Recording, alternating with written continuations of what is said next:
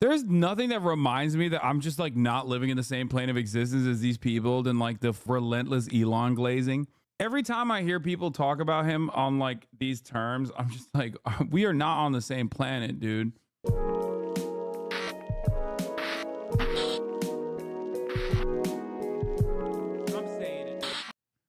Anyway, let's listen to Donald Trump. I want to hear Donald Trump on Andrew Schulz. Let's see what Let's see what my goat is saying. Try to take you out. So I'm going to give you some big breaking news, right? Flagrant is 18. He's handsome. He's tall. He's rich. He's got the whole ball. He's unleashed in New York City. Are you sure you want to reverse Roe v. Wade now? I'm going to make this country great again. It's not a great country right now. It's always a great country. See, it's always a great country. Okay, but I'm good with names, you know. You are. Tampon Tim was good. Is the that? problem with Tampon Tim? It's hard to say. There are some like Comrade Kamala. It's a little hard to say. She's not bad, but when you put the names together, it's a little. You got to be able to pume. That was the best dodge of a question.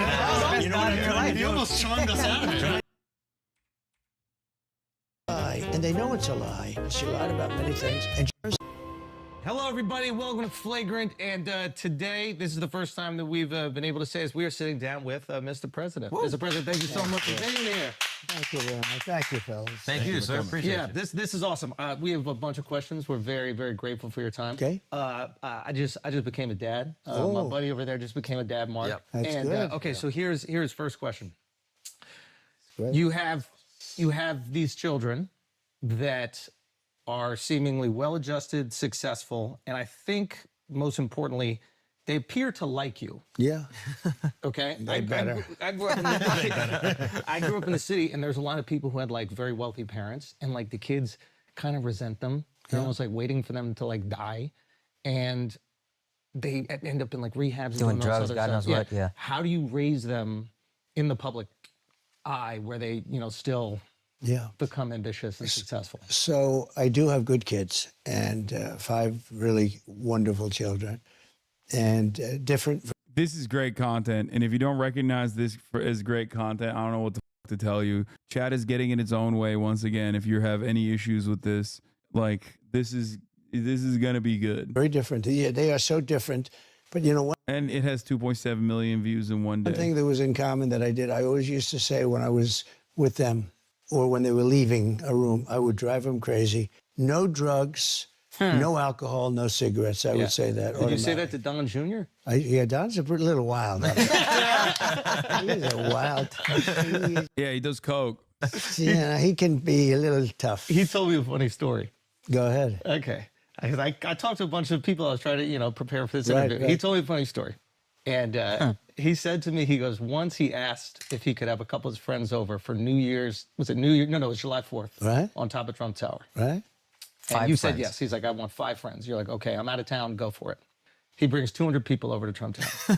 Okay? That's right. Okay. He says that you weren't supposed to be there. You end up showing up. Hear some noise upstairs. You come up. You go, what the f*** is everybody doing here? Get the hell out of my house. He said he cleaned for the next 36 hours. And he said, to this day, you have never brought up that it even happened. And he said, I'm starting to believe it might not have happened. Yeah. So can you give him closure? No, it happened. No, I can never give closure. You can never forget. A lot of people like to forget things. You can't know. He's a good guy. And, he's taken a lot because he was always a good student. He went to the Wharton School of Finance, which is great, and he did well. But he went into the world of politics not because he wanted to, but because I was there, and I sort of automatically you drag the family in. Mm-hmm. And this guy, what he had to go through with Russia. Because Dad, they're asking me questions about Russia. I don't know anything about Russia. What's going on? And all of a sudden, he's in front of grand juries. He's in front of Congress. It was a hoax. It was a total hoax. Yeah. This was a made-up hoax by crazy Nancy Pelosi and these, the maniacs. Yeah. Hillary Clinton, who's totally nuts. Yeah. And this went on for 2 years. And he'd always say, Dad, I know nothing about this stuff. And he'd go before the grand jury. And, Comey, you have Comey, who's the worst, just a bad guy. Just the worst. He went through a lot. And it actually made him tougher. I don't know if that's good or bad, but he's a tough cookie, that one. Yeah. And it made, in his case, it made him tougher. Ivanka did a great job. She didn't want anything. All she wanted to do was get people jobs. I would have made her the ambassador to the UN. I wanted to do that. I think she would have been. What? I do think this is bad as a softball interview, man. You criticize it for other people you don't like. Why not Trump? Wait, what? Yeah, I know it's a softball interview. What the fuck are you talking about? We've moved past that point. Now is the time to see how normies are going to see Trump in an appealing fashion and what that might do for his election chances. Yeah. After the Theo Vaughn shit, I was like, bro, Donald Trump is getting humanized at an alarming rate for a lot of the low propensity voters out here in this entire podcast circuit. At first, like, I was like, the Aiden Ross shit is like, you know, it's neither here nor there. But having said that, since then, he's done a lot of these media placements and he's cooking. He just comes across as like very normal, which is, it's definitely, I think it's definitely working. Yeah, his vibes are very 2016, witty, off the cuff, smooth. Yeah. Been incredible, the whole aura. In my opinion, it's bizarre that you interviewing a Yemeni teenager is considered outrageous and immoral, but clowns interviewing a monstrous war criminal is applauded. The West cesspool of hypocrisy. You don't need to agree with this take, but it's the truth. Oh, no, 100%. No, absolutely. I said this after the America Deserved 9/11 comment. Like, people, I got banned for that. People say Iran deserves a nuke every day. And you get elevated for saying things like that. It's because around these parts, we don't see people on your side of the world as human beings. That's it.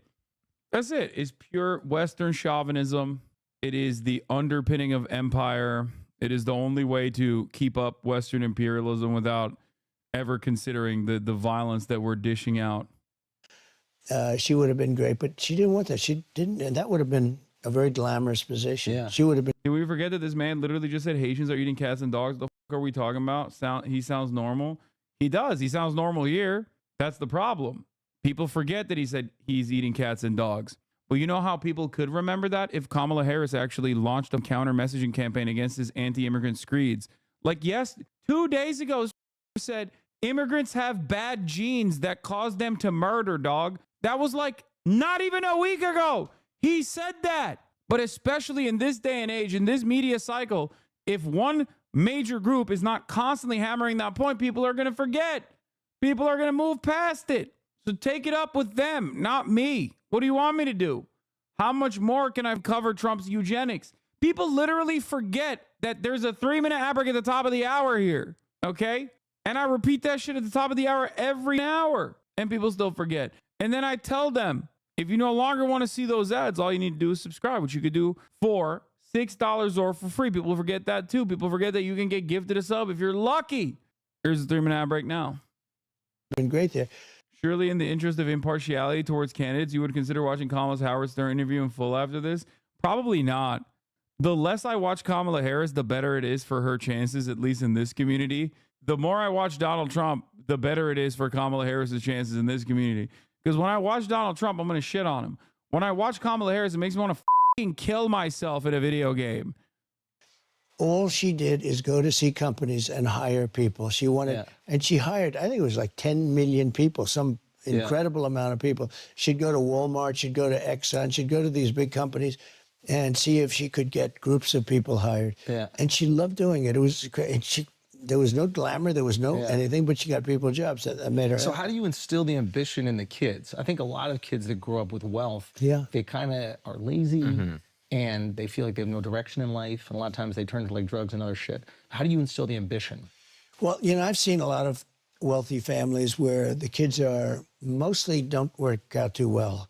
Some don't turn out to be bad kids, but they end up hating the father, or the father maybe wanted them in business. I mean, I have one father that's very competitive with his son. If the son were more successful than him, he would hate it. He would be unhappy. I said, are you crazy? It's supposed to be the other way around. That's awesome. My father was so proud of me. He was a successful guy. Dog, your father bailed you out like 11 times. What are you talking about? And you still bankrupt the casino. Yeah. But my father wanted me to be more successful. I mean, he was so proud of all the things. I wish he could have seen what happened because we did things. but he was, he's just a proud father. What do you think? And I think most fathers are that way. I hope that. But I've known many fathers that are very successful that didn't want that broke up over their son's success. If, in the few cases where the son was more successful, which was very seldom, actually. Yeah. It's very seldom. You take people like in sports, because in sports you see it, because it's a microcosm of life, but it's quicker. And you'll take like the greatest golfers, and they'll have a son, and he'll be really good as a young, but they never supersede, almost, I can't think of any, they never supersede the father in terms of success. And in sports generally, baseball, you can go to a lot of different sports. And it really is a sort of a microcosm of life. But with life, it takes a lot longer to find out the end Come to result. fruition. I'm sorry to interrupt you, but we said you're a great father up top. First thing you say is, I've got great kids. You didn't take credit. And then your entire... Glaze! Oh my God, bro. Take his dick out of your mouth. Take his dick out of your mouth. Oh my God. Wipe the cum off. Wipe the cum off before you speak. Holy shit, dude. Oh my God. Oh my God. Glaze! answer. I thought this was really cool. Your entire answer is about how great your kids are. That was a very cool thing. Thank you. That's very nice. I think I like... Ah! Oh, that's so bad. That's so bad. Bro. That is... Woo! Woo, buddy. This interview. I think That's genuine. I think he's right. And by the way, congratulations. I hear your show is like is crazy monster success. We're doing pretty good. We're very we're interviewing presidents. It's really good. And right in the middle of a campaign with only 29 days to go. Yeah. And you're taking up time. Don't you feel Just to talk about your family. Yeah, we're just complimenting you know what it is? It's a different world out there. You guys and some others. Yeah. You know, we had the standard television stuff for many years, and that's still, I think it's underrated now. I think it's still very important. But, but there's a whole new thing. Elon interviewed me on something. Yeah. And I think they said 275 million hits or listens. That's a lot of people. That was a record. That's a nation. Yeah. But it's a whole new, different way of Can I ask you a question getting the word out, right? About Elon specifically, is he your favorite African-American? He's a piece of work, I'll tell you. You know, he's a great guy. Yeah. He's obviously a brilliant guy. Yeah. I mean, when I saw the rocket engines come back, I said, what is that?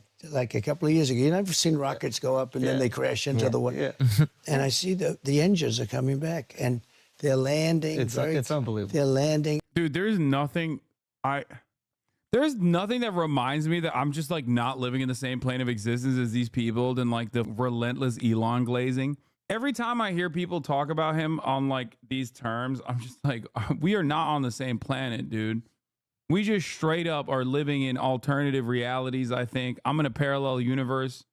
Like, it doesn't make any fucking sense, dude. Donald Trump himself has made fun of Elon. One of his greatest banger quotes was like, Elon would come to my White House and suck me off. Like, is Elon your favorite African-American? Is like, yeah, sure. Haha, it's funny. Okay. I've heard it a million times over. It's neither here nor there. But like, when they just start talking about how brilliant he is, I'm like, how? Like, there's no way you have to believe this. Like, there's no way you can believe this, right? Like, it just, oh my God. It makes no sense. I hate that shit more than like thinking that Donald Trump is a good dad.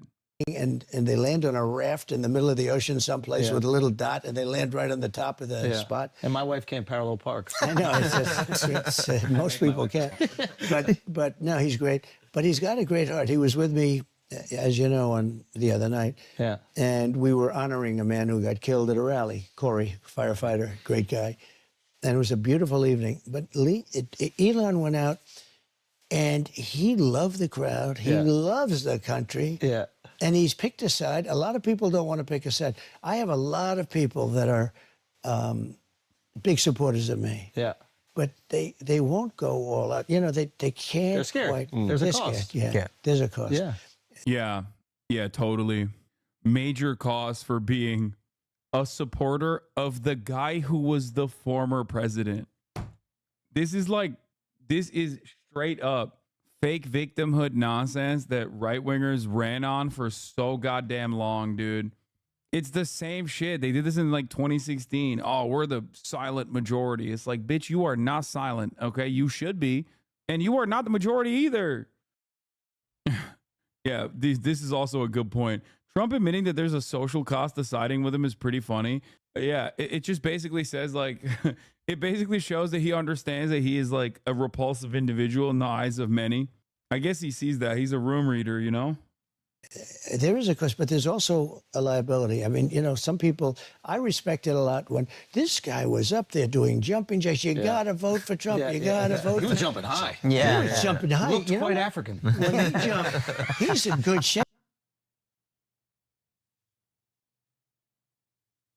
Oh, God.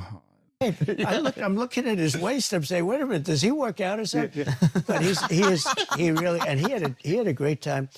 And you know, Wait, what? Trump saw his waist and said, does he work out or something? Oh my God. He did not think that.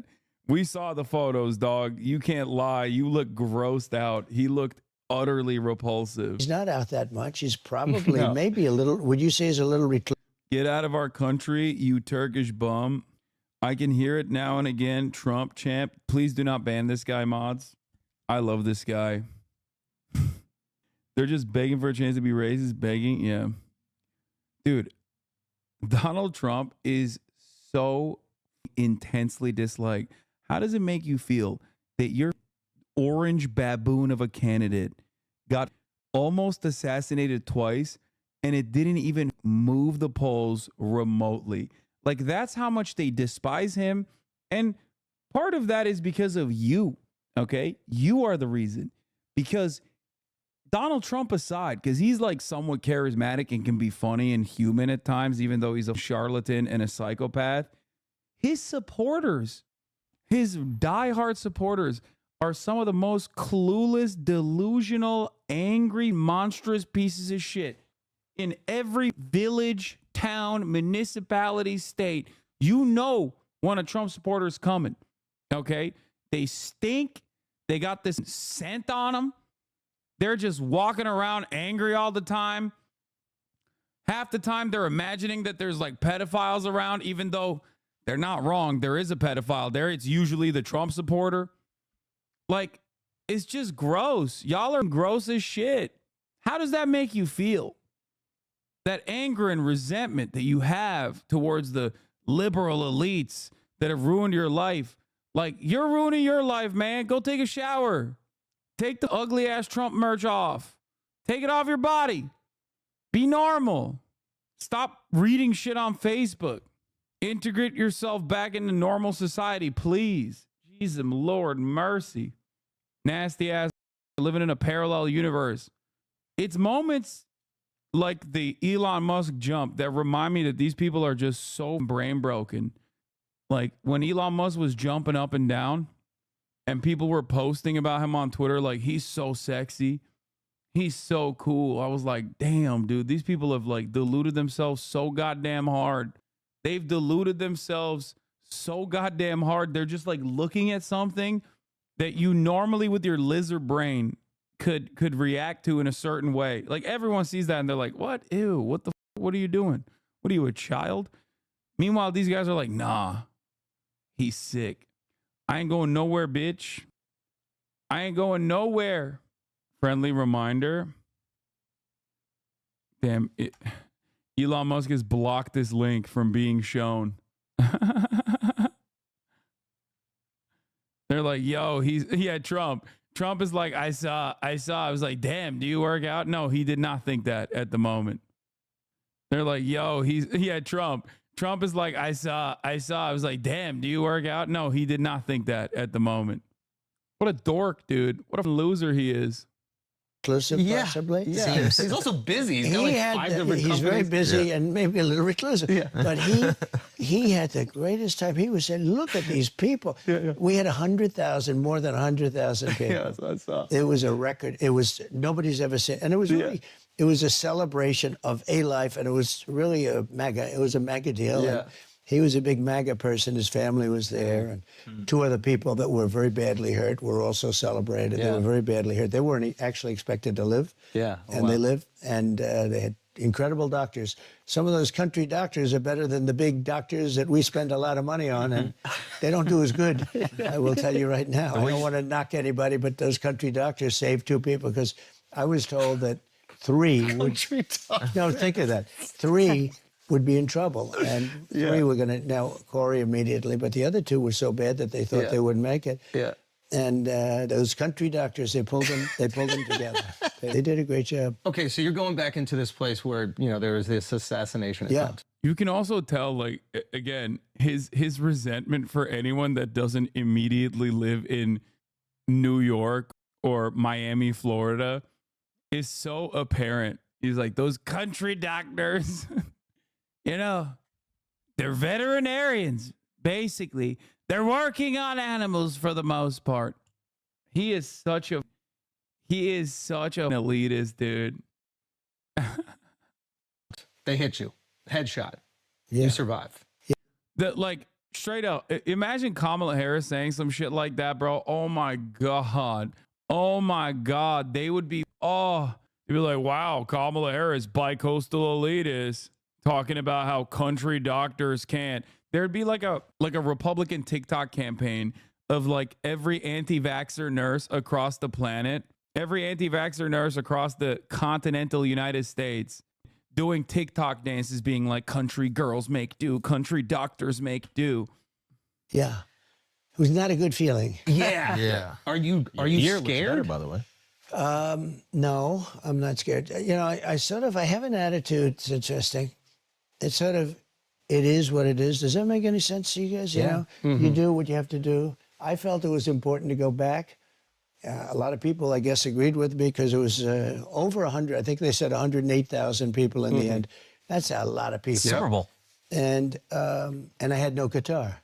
You know, if you have a guitar, it's easy. When you don't have a guitar... I thought you said Qatar. Yeah, me too. I have guitar. I do have that. They like me very much. But I don't have a guitar. Yeah, you have the right? guitar, yeah. So anyway, but that was it was amazing. I mean, no, I like it when somebody like Elon, who has a lot to lose, is willing to do what's right. Yeah. Some people know it's right to do, and I'm not just talking about endorsements and all, but they don't want to do things because they're...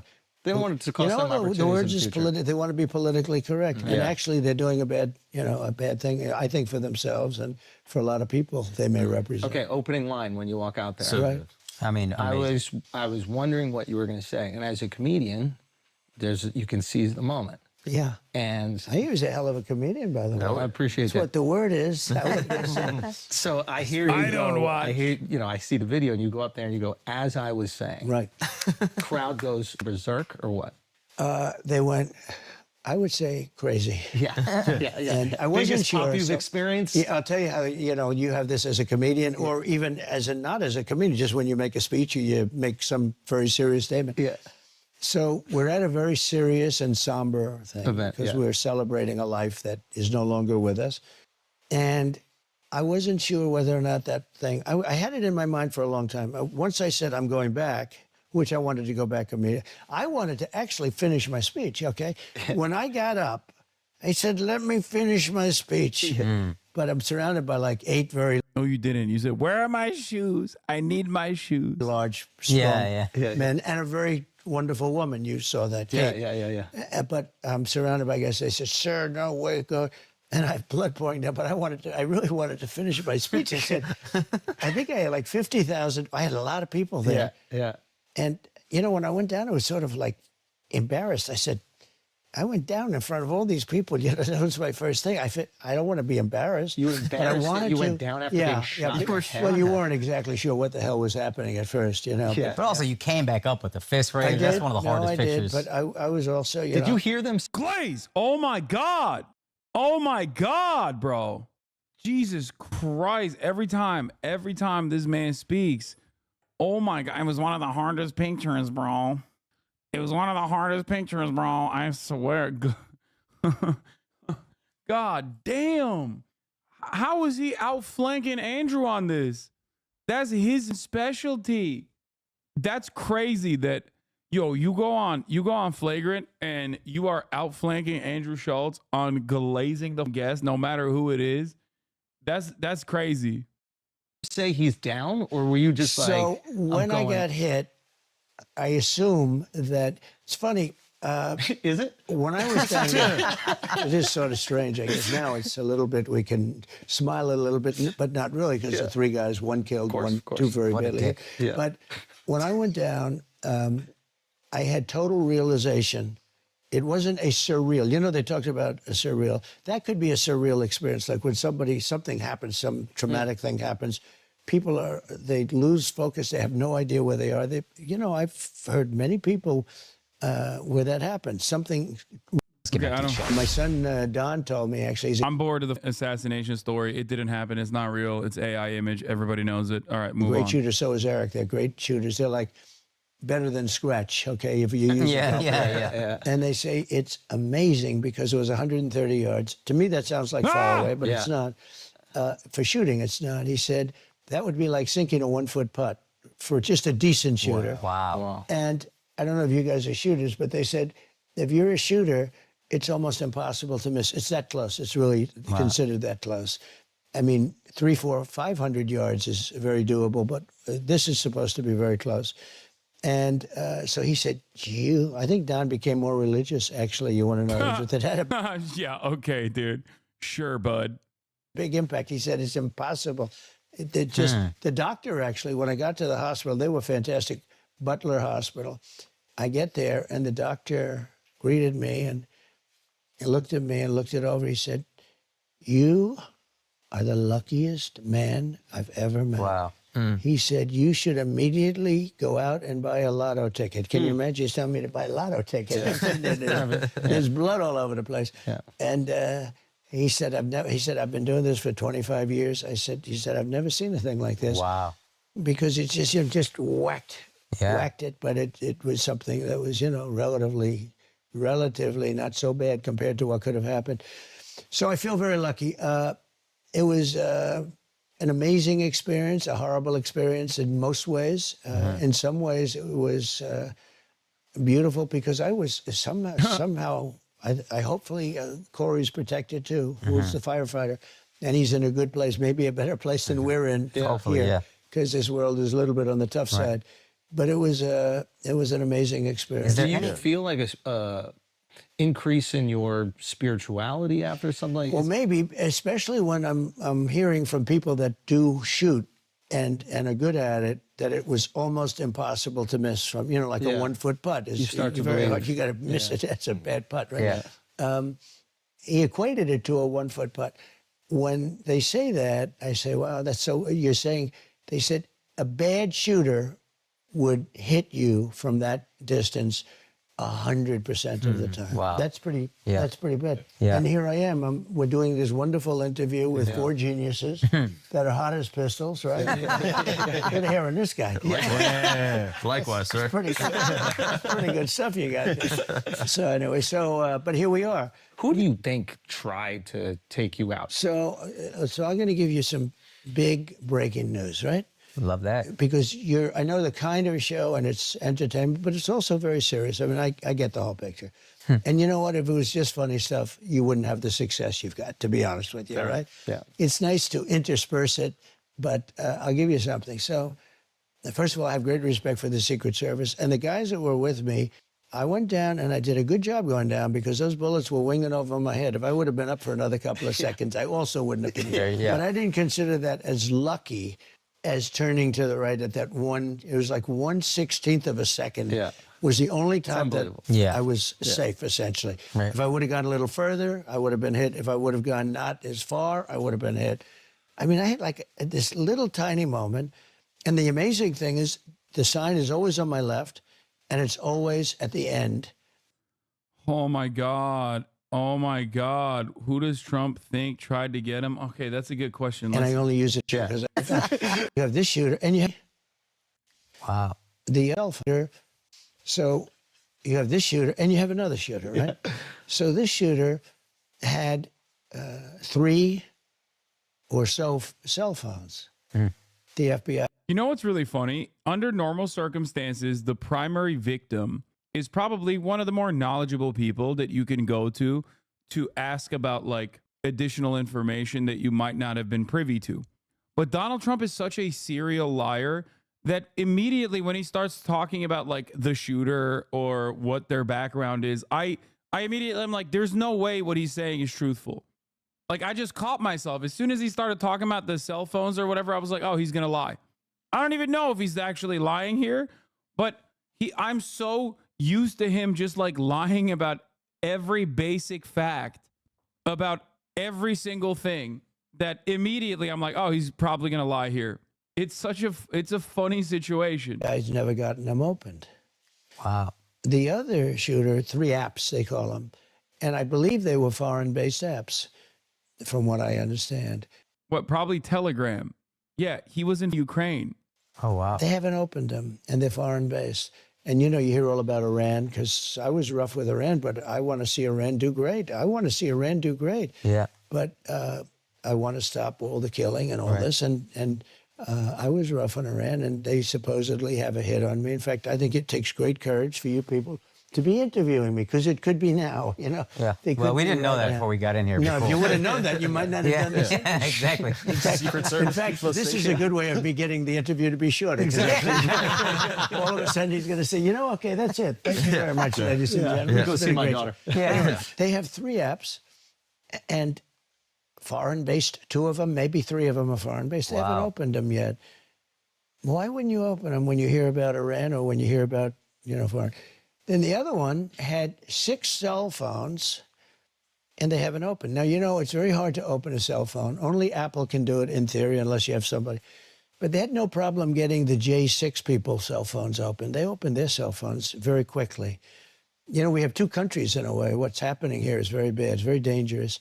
We almost had one, because I had the greatest economy in the history of our country, and people were coming together. We almost had one, but we really do have 2 right now, and it's a shame, because I think we'll get them together. Success will bring us together, but they should get those phones opened.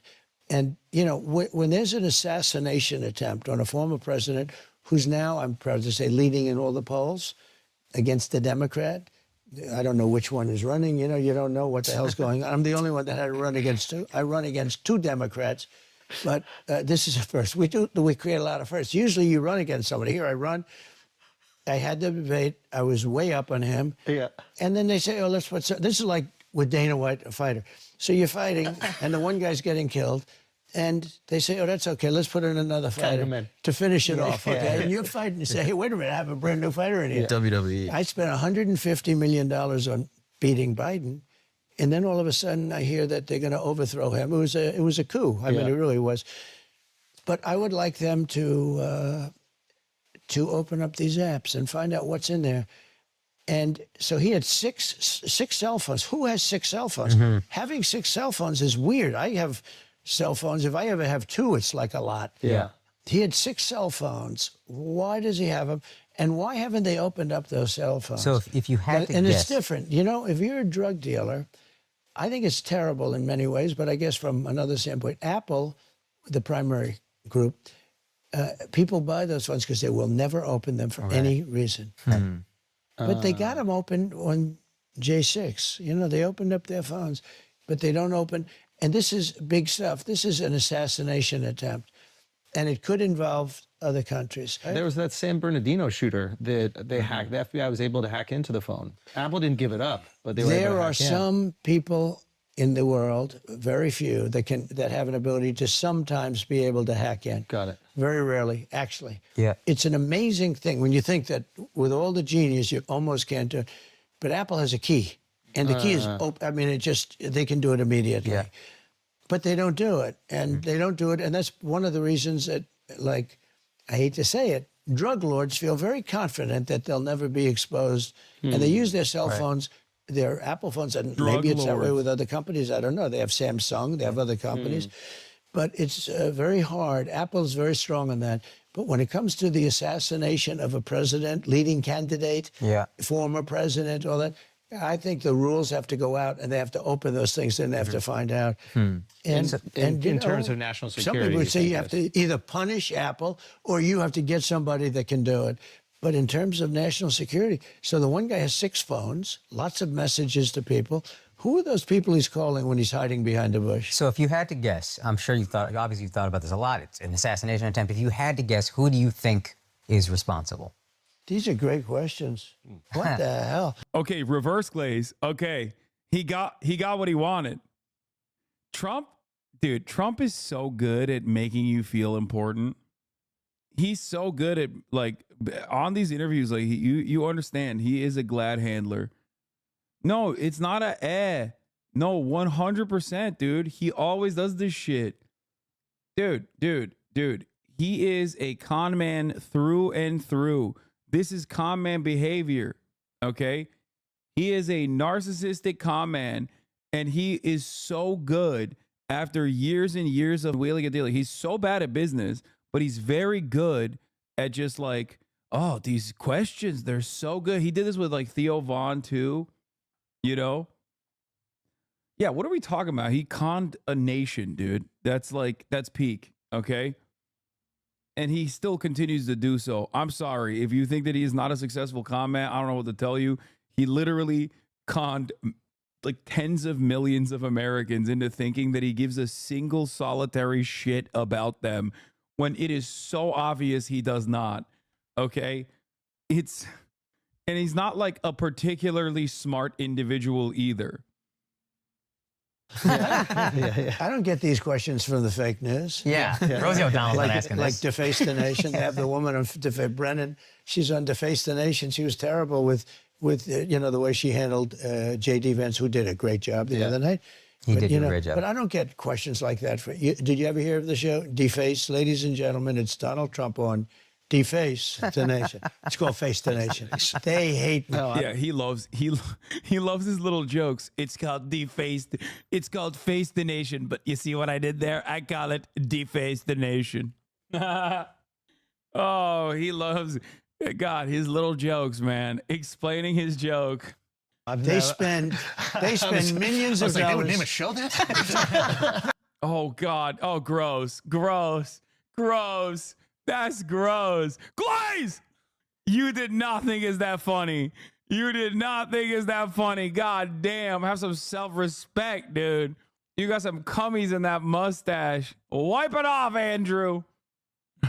Oh, I see. You didn't hear of it. That's good. They spend millions of dollars on the name CBS. Yeah. And then I come along and I say it's Face the Nation. Okay, he's still explaining it. Come on. Yeah. Or Meet the Fake Press. Yeah. Meet the Press. You're good at this. I say Meet the Fake Press. Yeah. Oh, he thinks this is genuine. Trump is reading this as genuine enthusiasm. Oh God. This is so stupid. It's like, wow, tell me more, Mr. President. Spend all this money, and then I say it once, and it goes to millions of people. Yeah. But no, they are fake. But some of these questions are much better. Well, thank you. I appreciate that. I'm honored. Much better. You still haven't answered, though. That was the best dodge of the question. That's your second best dodge in your life. You almost charmed us out of it. Trying to get out of it. All right, fair enough.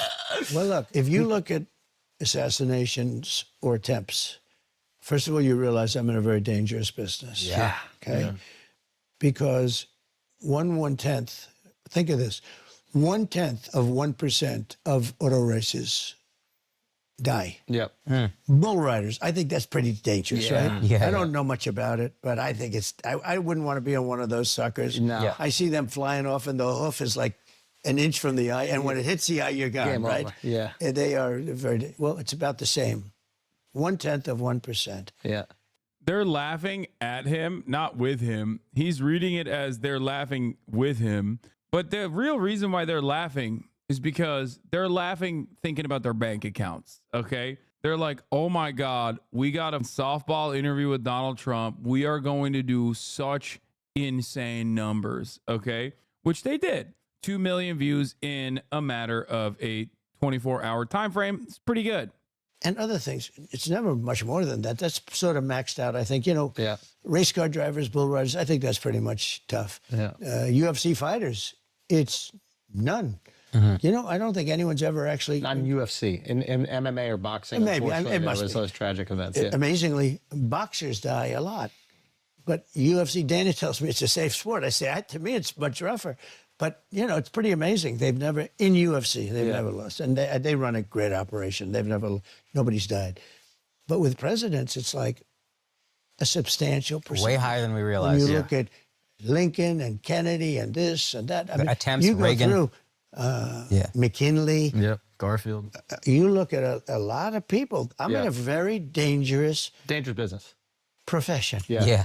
I call it a profession. Yes. Yeah. A I like dangerous profession. I like that. I'm sitting with you guys. You have a very nice, safe life. Me? Yeah. So, no, if you said 5%. I think he called us soft. No, Yeah, but think I'm fine of with that. Yeah, but think of it, 5%.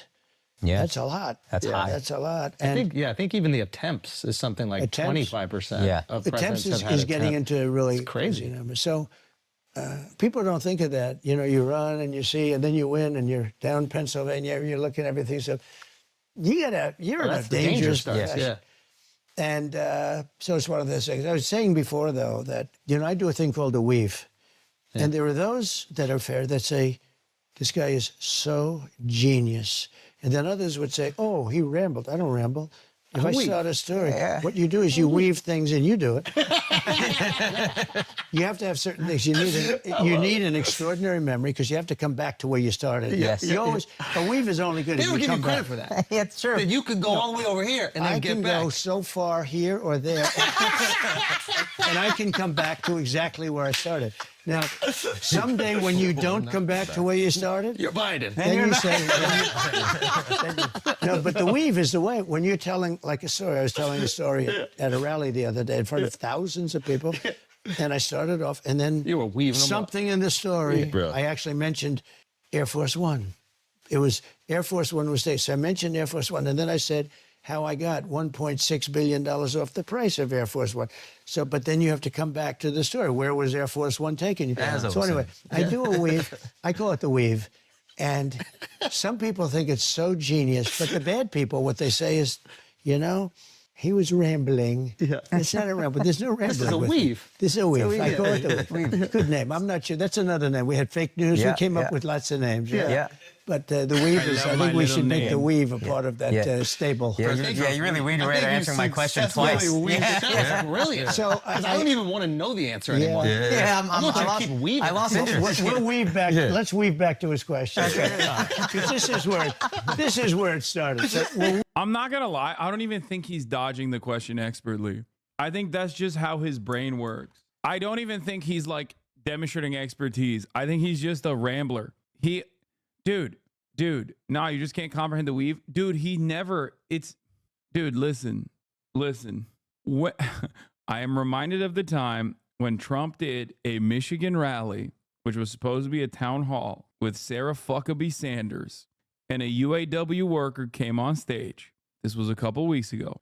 UAW worker very clearly asked a question that is a layup for Donald Trump. Mr. Trump, how will you help the auto industry? Mr. Trump's answer, like right out the gate, was nuclear warming, nuclear war. There is no discernible, decipherable reason for why Donald Trump dodged that question. He wasn't weaving. He's just that guy. He's just like that. weave back to us. I sort of hate answering it because I don't want to give any false identities. I don't want to do anything having to do with creating You literally explain it in the same way, right? proliferation, which is a very big problem, bigger problem than global warming, a much bigger problem than global warming in terms of the real world.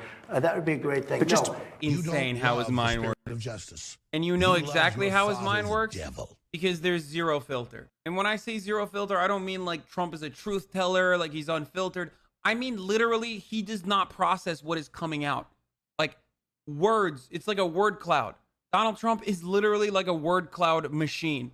Okay? He's just like, smart. I am smart. I read books. Cognitive ability. I'm the best. Russia is good, but also bad. Who cares? Do you read your written brief? I do. I read a lot. I wasn't a baby, dude. It's the same mic, but a different condenser. That's it.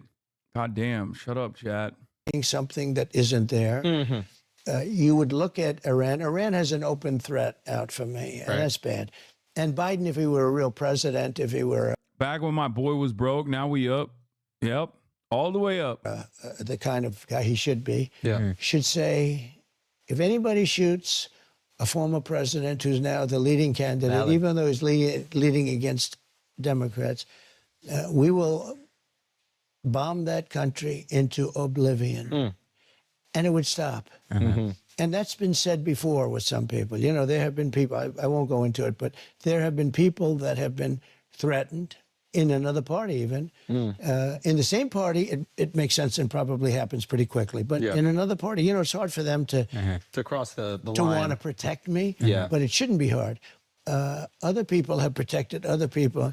And what you have to inform those people is if they do it, the country will be blown to smithereens. The entire country will be blown to smithereens.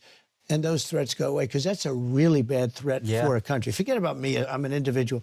But I represent something very important. It's true. That's a really terrible threat. Yeah. So, I mean, there are others that could be in that category. Look, I took in hundreds of billions of dollars from China at a level that no president took in anything. I had tariffs on China, took in hundreds of billions of dollars. They're still there. That without me, they wouldn't have those tariffs on. So you could say, but no, I think Iran would be the one. All right, guys, let's take a break for a second because we got to shout out the great. It was tough with other countries, but I got along very well with them. But, you know, we were like a pussycat. We were ripped off by every nation in the world, and some of the worst rippers were our so-called allies, people that countries that we supposedly get along with, but they're the ones that took advantage of us on trade at a level like, you know, I mean, I ended some of the dumbest trade deals I've ever seen and made them much better for the country. I mean, what difference does it make? I took a terrible trade deal, would make it a good trade deal.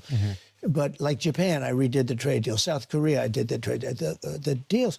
I went to Abe of Japan. I said, Shinzo, he was assassinated. He was as you probably know, he was incredible, great man. He was a great leader for the people. They loved him. I said, Shinzo, look. They literally, okay, no. After he got assassinated, the country was like, actually, that was good that happened, and we should listen to the assassin's demands. We can't do this. The trade deal is so bad. We're friends, but I have to renegotiate the trade deal. And he said to me, I knew that would happen. I said, why did you know? Because you. So a lot of people who hate the country they're in to have their country destroyed. Smart sounds like a way to give crime lords sway over the country. Do this or else. What? I can't even tell. When people write like this, I can't tell if it's like a hog or like a democratic hog. You're right. It's so one-sided. Wow. It's like he said, I knew you'd catch us. But they went through many presidents where Japan was, as an example, they'll send us millions of cars. We're not allowed to send them any. They send us their farm product. We were sending them practically nothing. It was like a one-way. Everything was one way. And by the way, virtually every. China was the worst, but there were many countries almost as bad. The European Union was almost as bad, in my opinion. You know, it sounds nice. Oh, the European Union is so nice. They were ruthless in their trading. And I said to Angela Merkel, how many Chevrolets do we have in the middle of Berlin? Why? I don't believe any. I said, you're right. And yet we take in all of that. We take in Mercedes-Benz and BMW, and we take in all of this Volkswagen. We're taking in all of these millions and millions of cars. I say, how many American cars are in the middle of Munich or Berlin? And the answer is none. And I had things change around. So, you know, you could say, I think that the answer would be, at this moment, Iran. And I think they could catch him. And if we had a real president, which we don't have a real president. We have a man that is grossly inept. And it's very dangerous because these guys are all at the top of their game. When you talk about President Xi and you talk about any one of the leaders in the world, Macron, and he's a smart guy. He's all for France. I mean, he would take the shirt off your back if you didn't know what you were doing. So when you're with these guys, are these guys all sharks? Yeah. And you can sense the energy immediately? Yeah, not all of them, but some of them aren't sharks in terms. How are you assessing personality? Victor Orban, that's my goat. I can tell you, like, Great. Modi, India. Yeah. He's a friend of mine. He's great. India. He's the nicest. India. Yeah. This is for you. Oh, good. Well, I'll tell you. Do you like him or not? Yeah. Do you like that? I have family on both sides of it. I have well, family let me that tell loves you. everything and family I'll just that's tell not. you, though. You meet him. I know. Well, they had, before him, they were replacing him every year. It was very unstable. He came along. He's in a lot of He's infrastructure. great. He's a friend of mine. But on the outside, he looks like he's your father. He's the nicest, total killer. What do you think of Modi? I don't know. What do you think I think of Modi? Indian Adolf Hitler? Yeah, no, I don't like him. Yeah, no, not a fan. Because I asked him, Yeah. we're talking, they did a thing called Howdy Modi in Houston, Texas. Oh, right? yeah. And they filled up the stadium. It was me and him. We filled up the stadium. It was beautiful. Like, No matter how many so sorry videos I watch where they draw them all cutesy and shit, still Indian Adolf Hitler. Not a fan. 80,000 people was going crazy. And we're walking around today. Maybe I wouldn't be as, maybe you wouldn't do that. But we're walking in the middle, waving to everybody. Anyway, but we have a very good relationship. He's the nicest human being. But we had a couple of occasions where somebody was threatening India. I said, let me help. I'm very good. I actually really wanted to hear your thoughts on his uneven trade deal comment with the EU. He's talking about, I think he's talking about NATO security contracts that he re-examined, that where he demanded that like NATO nations give more, like put more money in themselves and not simply rely on American defense. And that's it. And basically what ended up happening is, after considering that as the most anti-NATO position you could arrive at, the Democrats followed through on that. They never even changed that policy. Good with those people. Let me help. I will do it. I will do it. And I will do anything necessary. We've defeated them for hundreds of years. Wow. He was talking about a certain country. Okay? Yeah. You can probably guess the country. Yeah. Can't fathom which. Do you know the country? Yeah. But I said, whoa, what happened there? What happened? So, no, they're all tough and they're all smart. And some are very good people. He's a good person. There's some are good people and some aren't good people. But they're all at the top of their game. And we have her, who is now more important than him, I guess, although he's still president of this country. And we're talking about nuclear war, and he's not capable. He doesn't even know what it is. He said yesterday, when they talked about should they hit Iran's nuclear, no, you shouldn't do that. I said, no, it's sort of just the opposite. Because the nuclear is the biggest threat we have in the world today. It's not global warming where the oceans are rising 1/8 of an inch in the next 500 years. Right. The threat that we have, the biggest threat is nuclear war. Yeah. You seem Because- concerned about that. I am, because it only takes one. I am. Very true. There are 5 countries now that have capability, and soon they'll have more, and we shouldn't let there be more. And I was at a point, very good, despite the... Yeah, which is why I ripped apart the Iran denuclearization agreement. That was Barack Obama's signature foreign policy accomplishment, simply because Israel wanted me to do so. Like, I shit on Barack Obama quite a bit. That, unironically, was his signature foreign policy accomplishment. That and normalizing relations with Cuba. And Donald Trump came in and was like, Israel doesn't like this. I'm cutting it out. And it's so funny that, like, yeah, that deal took years to make. Yes, it is a deal that that had European partners working on it for decades. And he was like, yep, nope. That. Why are you pro Iran not having deterrence? I'm on board with normalizing relations with Iran if they don't build nukes. That's fine. Like, ultimately, I don't have an issue with Iran having nukes. Okay, I know that this is going to come across as like a crazy thing for me to say. In this day and age, if you want to be a sovereign state, you got to have nukes. You know, this is the HasanAbi nuke doctrine. Okay, same goes for Ukraine. Big up for Ukraine, giving up the nukes. Don't give up the nukes. Do I got to run the HasanAbi doctrine back? The reality is no one should have nukes, okay? No one. But in this day and age, you give up the nukes, you're f***ed. You don't have nukes. You literally just said you didn't want them to have them, so nice save with the HasanAbi doctrine. Yeah, I'm saying that if it meant stopping your nuclear program, that would have inevitably normalized relations with Iran for the rest of the world instead of crippling sanctions, and Iran said yes to it, then yeah, I'm on board. That's it. What do you want me to do? Behave like a Redditor and be like, excuse me, Ayatollah, you're making a you're making a big mistake, sir. You should continue with your nuclearization program. Like the Russia hoax. It was a total hoax, and we were totally exonerated and everything else. I could have told them that the first day, but that causes, a lot of problems. A lot of problems, and they're a big nuclear power. We were close to a deal for getting rid of nuclear weapons. It would be so good. For all countries or just Russia? We were talking about Russia, ourselves, and China. Oh, wow. And we would then bring everyone else into it. And so you... I also personally think like Israel, again, demonstrating hubris. Again, Israel thought they could just keep assassinating everyone that is a part of the Iranian nuclear program, and even others who are not even a part of like enriching uranium or whatever. And that is the way that they would be able to stop Iran from developing nuclear warheads. Now that might be wrong. That might prove to be wrong. If you ask the American State Department, they say Iran is 3.5 seconds away from having a nuke every goddamn week. So yeah, I think that diplomacy would have probably been a better way to do it. But the reason why Israel didn't want it is because they don't want normalization with Iran. Okay, they do not want any normalization with Iran whatsoever.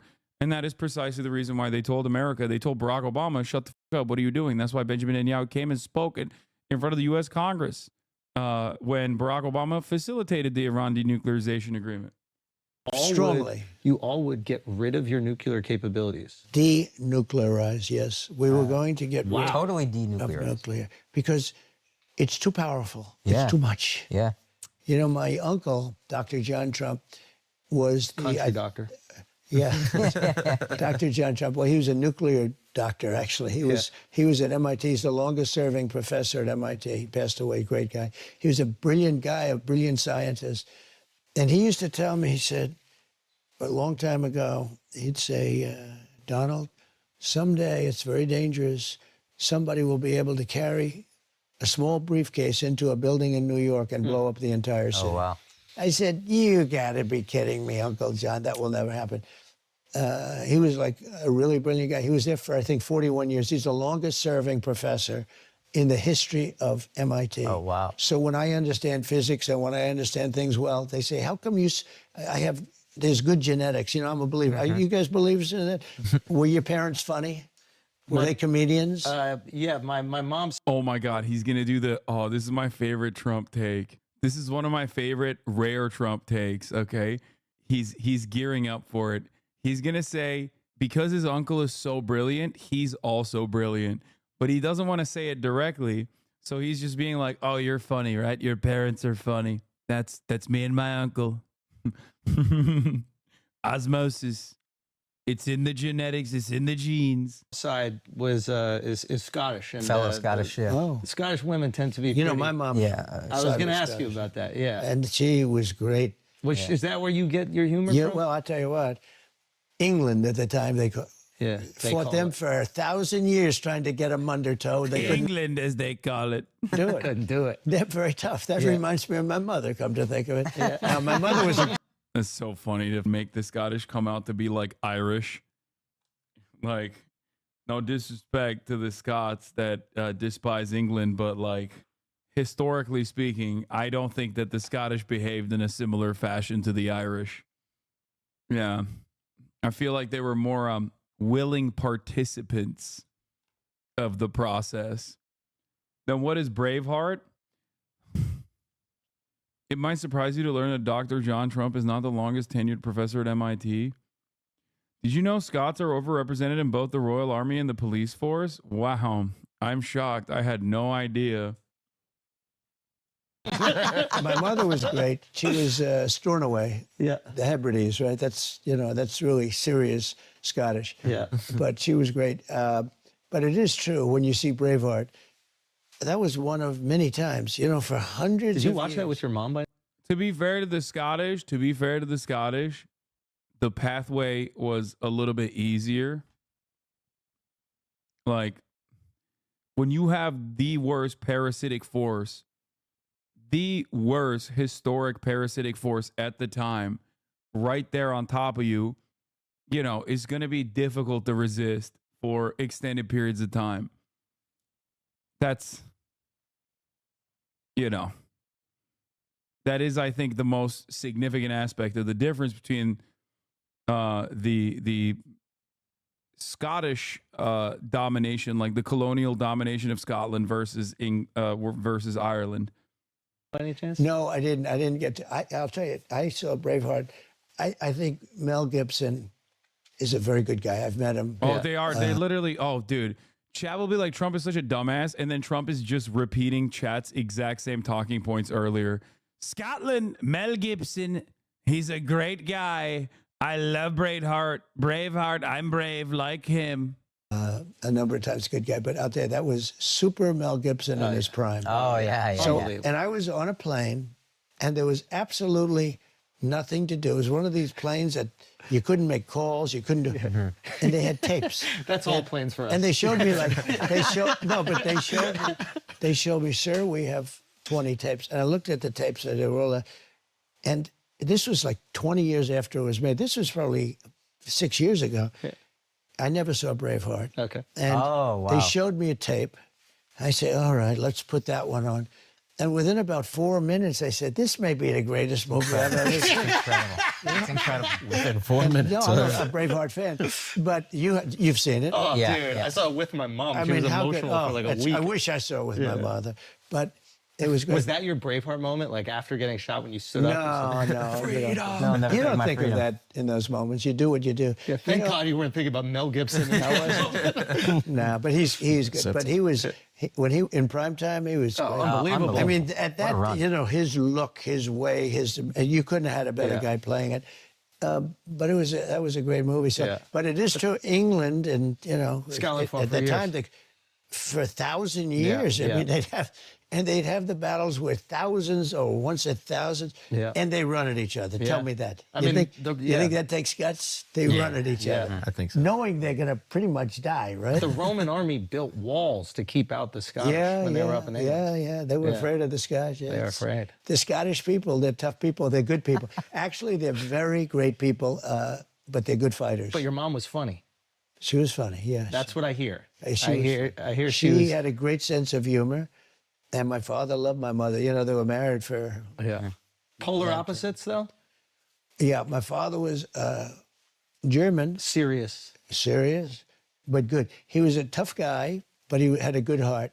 When he walked down the street, and they would say we could walk down the street, he would always give something to, if there was somebody that had problems. He used to have the can and a pencil, you know, the can out. My father would always put $100 in that thing. He'd always do it. Now, he had a tremendous heart, but he was a tough guy. He was tough. He was just like no nonsense. It was firm. My mother was a woman, and I don't know how your mother felt, but she loved the Queen. Don't forget, the Queen was, you know, the Queen was great. Oh, would she have liked, because the Queen honored me before she died. She honored me as the president. And that's why they killed her. My mother was a woman. Wow. My mother was a woman. Wow, Mr. President. Brilliant. The Queen honored me, so they killed her. So they killed her. They killed her dead. You won't believe it. They don't want the Queen to honor me as president. In Buckingham Palace. And there's nobody that does it like the English. There's nobody that has that, you know, the pomp and ceremony. But my mother would love that. Your mother, so did she feel strong? So what happened to that Scottish revolutionary tendency there? So your mother would have loved the Queen honoring you? My mother was a woman. Dude, he's insane, dude. He's just lost in the sauce. He doesn't know what time it is. He doesn't know there's a 3-minute ad break coming. He doesn't know he could avoid those ads by subscribing for $6 or for free with a Twitch Prime. strongly about like the royalty? I think they're obsessed with the royal family out there, like in general. Your mother would have been. She was really into all the pageantry, for sure. My mother was. Yeah. My mother thought the Queen was great. Yeah. She thought the Queen was so wonderful. Some of my family hates the English, though. I know. There's some history there. I know. But a lot of it's a hard breakup. You know, they tried to break up Scotland from the rest of the empire, so to speak. Because they got some oil. And it made it by about like a half a point. Yeah. They kept it together, so I hope it stays together. I hope it always stays together. But England, as they say, because it used to be England, but England never could. And they were bigger. Yeah. And they had more people. Yeah. They could never finish it off by capturing Scotland. So it's really sort of. They ended up having to marry together. They married. Yeah. They became sort of subsidiaries, right? Yes. Yeah. But it was great. That's interesting with your mother. Guys, that little chunk of this show. Okay, so the humor comes from there, maybe some other things, because I think that's one thing that there's bipartisan support for you is even the people that are like, I don't like that guy. So many ads, bro. Jesus Christ. Will go, hey, he's funny though. He says the funny things. Have you heard this before about it? Yeah, I've heard it. It's very disarming humor. Yeah, but in my business, in what I do, if you don't have humor, you won't even survive. Wait, why is that? Because I think you have to have a light side. I see a lot of dark things. I see horrible things. I see things that are bad. I see political things that are hard. I mean, we have a lot of corrupt people in this country, and I see it. And horrible corrupt people. We have people that, you know, I really do. We have, from the inside, we have really bad people, and outside we do, but I think the outside is better. I think it's easier to handle China. If you have a smart president who knows, you know, some things, if you had who knows how to deal, let's say, you're not going to have a problem with Russia. Russia would have never attacked Ukraine if I were president. I used to talk to Putin about it. I got along great with him. They would have never, ever done it. I ended his pipeline, you know. I ended the pipeline called Nord Stream 2. Nobody ever heard of Nord Stream 2. Yeah. I said, like, I'm an environmentalist. I said, are you building a pipeline going to Europe? Yeah. I said, I don't think so. Yeah. And I told, I got them together. I said, you mean we're defending you from Russia? And well, don't worry, Biden blew it up. So who's the real anti-pipeline hero now? You're paying them big. Remember when everybody was like, Hasan, how dare you say it wasn't Russia? And then there was recent newspaper investigation out of, was it Denmark, that revealed that they actually saw Navy vessels days prior to the mysterious explosion. U.S. Navy vessels that had their transponders off, just venturing around the area.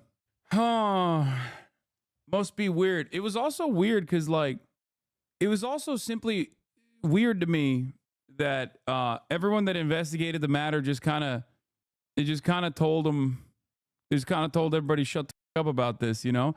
A few days before the explosion that destroyed the two Russian-German natural gas pipelines, Nord Stream 1 and 2, which are laid on the bottom of the Baltic Sea, U.S. Navy warships were on the scene. They had switched off their transponders, and when the harbor master of Christianso Island sailed to them because he noticed this and suspected an accident, the U.S. Navy ordered him to turn back immediately. Why would Russia blow up their own pipeline? No, dude. I think there was a nefarious purpose for why they went with that. They were testing the limits of how stupid the American audience is. And honestly, they almost got away with it. Like, they literally were just like, let's just say Russia did it. Maybe these idiots will believe it. My poli-sci class is covering this, and I got the steal your ideas. Yeah. What a stupid thing. People are coming in here being like, Hasan, wrong again. Remember when you said Russia would never invade Ukraine? Wrong again. No, dude, you are just repeating whatever you've heard from the last guy because you're a dumbass who can't think on his own. I never even directly said that it was like the United States of America, definitely. I simply stated that it sounds kind of ridiculous that Russia would blow up its own pipeline. This is what the newspaper Politiken, one of Denmark's most important newspaper, writes. Christianso is an island in the archipelago of the same name, which is also called Ertholmen, is the easternmost point of Denmark and is located not far from the island of Bornholm, where both Nord Stream lines run. Politiken refers to the statement of the local harbor master John Anker Nielsen as follows. 4 or 5 days before the Nord Stream explosions, he was with the rescue service from Cristiano because there were some ships there with their radios turned off. It turned out that they were U.S. Navy ships. Way to rewrite history. Wait, what? Me? What am I rewriting? Bro, all of this stuff is readily available. You can straight up go watch my YouTube videos at the time. What? I already ran the 3-minute ad break if that's what you're talking about. If you're trying to do a debate. What the check logs? Why is chat being so disrespectful? I take my coffee black. Check logs. I went to HasanAbi of Turkey. What? Okay, he's not. Anyway, because there were some ships there with their radios turned off, it turned out that they were U.S. Navy ships. When the rescue service approached them, he asked by the Naval Command to turn back. Dude, I think people would rather hallucinate like whatever the makes them feel better than to like actually re-examine their opinion at the time. Yeah. Like people were so incredibly primed into believing that like everything I say about Russia or Ukraine is coming from a secret like pro-Russia perspective that they just cannot even imagine.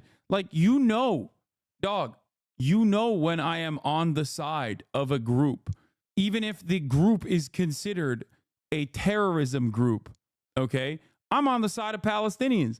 I very openly tell you that. There's never been a moment where I haven't told you that. Never, okay? I'm very open about it. If I was on the side of Russia, I would tell you. I would make arguments as to why I'm on the side of Russia. I would not like hide my perspective.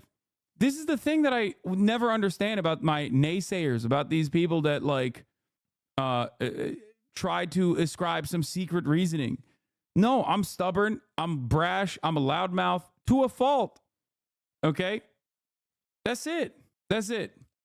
So it's always been funny for years at this point where they're like, yeah, I'm anti-NATO. I am openly anti-NATO. I am not pro-Russia. And it's so funny when people are just like, nah, dude, he's secretly pro-Russia. That's why he's anti-NATO. For years, you support terrorists? No, tarot cards are fine. Anyway, if you were on Russia's side, you would just push Z and get the free Russia bucks instead of getting sneak this in the Russian army ad. I know. That's why it was so funny when people are primed to believing a certain thing and then all evidence points to the contrary, they just double down on it. Republicans do it on a daily basis. A lot of liberals do this with me when they examine my analysis over, my statements about Russia, right? I think you're a bit selective with this. Russian vessels were also photographed in the area. That's crazy. You mean to tell me Russian vessels were photographed in the area of their own pipeline? That's crazy. Definitely a lot weirder for Russian vessels to be in the area of their own pipeline as opposed to the United States of America having vessels around that pipeline like 8,000 miles away. I don't think the USA did it because none of the evidence supports it. It's not unusual for USA ships to be there with the transponders off. No, I think it is. I think that even if it wasn't directly America doing it, they were definitely offering logistical support. I think most neoliberals online think all pushing Z are socialists. I think that's why, because they're so online and they think Twitter is real life. Yeah, maybe. Saying that I'm pro-Russia, saying that I am pro-Russian invasion of Ukraine, and continuing along with that narrative for years and years, regardless of however many times I have condemned Russia for doing so and have criticized Russia extensively over these past couple of years, is no different than how Republicans would be like, it's not climate change. I don't believe it. And then when faced with like damning evidence that maybe it is climate change, they just go, okay, weather machines actually. It's no different. You lean on conspiracies and falsehoods to justify the narrative that you were primed, you were justified, or trying to find narratives that prove you right. That's it. Found the clip at 140. Prime Minister Mette Frederiksen says sabotage is indeed a possibility. We cannot rule it out. It is too early to draw conclusions yet. But this is an extraordinary situation, an unusual situation. And there are 3 leaks. Even with I don't know why people are feigning ignorance. Just say, like, even if you hate, like, there are plenty of people who hate Russia. Okay. Understandable. They're doing some really horrifying things in Ukraine. I don't know why it's so hard. Damn, that's crazy, man. That all the way back then, I'm still also openly stating, you know, hard for people to admit that, like, America most likely did this. Like, you can, like, this doesn't mean that Russia is all of a sudden in the right for invading Ukraine. You know what I mean? Like, it seems like there's only one party that has the most to gain and has actively said, we will do whatever the fuck we can to stop Nord Stream 2 from moving forward, which they successfully did. And it seems like, you know, they were not happy with, like, Russia having any sort of dominance over Europe. They openly said, we'll take any means necessary to stop that from happening. So I don't know why people are like, oh, man, there's no way this could be America, even though they are the ones who gain the most out of this. It's Europe gets cucked because they're you know, a piece of their energy dependence, like a pipeline that is a part of their energy dependence on Russia is cucked, making energy prices higher. Russia gets cucked because, like, it's one way, maybe not the most effective, but one of the ways of delivering energy directly to Europe. You know what I mean? Like out of all those players, like, it makes no sense for any of those other guys to do it. U.S. with the help of Moldovan Navy SEALs and cows, says Moldovan Mama Liga. Your voice is so much higher. Did you do vocal therapy? Yeah. I got more mask. Anyway. I'm subbing now. This is your worst take to this day. You tricked me and my friend Ryan with your pro-NATO sentiments. We already wrote in Joe Biden on our mail-in ballots, and Ryan is in jail. I'm sorry, Ryan. Anyway, let's continue. Millions of dollars a month for oil. It's not going to work that way. And I ended it. And then when Biden came in, he gave it back. The biggest project they ever had, right? He gave it back. And then everyone said, Trump is friends with Putin and stuff. Putin would say, if you're my friend, I'd hate like hell to see you as my enemy. Think of it. And I put a lot of sanctions on. But I got along with Russia. I get along with pretty much everybody. Actually, the tougher they were, the better I did with them. That's a good thing, not a bad thing, because the other ones are easy to handle. But the ones that I got. I'm going to be interviewed on TV for Univision. What do you think Kamala is getting wrong on the topic of migrants? Thank you. First time being on national television. Easy answer. Kamala Harris. I mean, I don't want to put words in your mouth, so do with this information what you will. But my own personal assessment of the situation is that Kamala Harris has dropped the ball entirely by following on Joe Biden's right-wing, white nativist immigration, anti-immigrant agenda in a country that is not as primed to hate migrants as they think it is. There's plenty of polling that shows that Americans are of two minds, directly at odds with one another in terms of amnesty or setting up pathways to amnesty, while simultaneously looking for increasing deportations in this country. That's what polling shows. A competent Democratic leadership should have leaned on one side of that humanizes migrants, that are wonderful neighbors of ours, that contribute to the American economy in spectacular fashion, as opposed to leaning on the right-wing framing on the issue, that immigrants constitute a national security threat. That is completely born out of right-wing hysteria. It is ridiculous, and all evidence points to that statement being incorrect. Immigrants, undocumented migrants, are responsible for less crime per capita than documented and natural-born U.S. citizens. And yet, the Republican Party has dominated discourse on the matter, and the average American now falsely believes that undocumented immigrants are actually doing crimes and are responsible for a greater share of the crimes than even American citizens are responsible for. It's both bad politics and bad policy. It's bad policy because it's harmful policy. It's going to hurt people, right? It's going to hurt the economy if you want to think about it like that. It's bad politics because when you lean on right-wing framing on an issue like this, then all you end up doing is legitimize your opponent's perspective, when that perspective is not born out of data, but instead complete fabrications. Got along with. And they're also the bigger threats. I got along very well with President Xi of China. But when COVID came, I was not happy with him because it came out of the labs. I mean, they released it from accidentally, I believe. You know, a lot of people would say it wasn't an accident, but they got hit very hard. They got hit as hard as anybody in the world. You know, it was late. It was belated. It was a late hit. Yeah.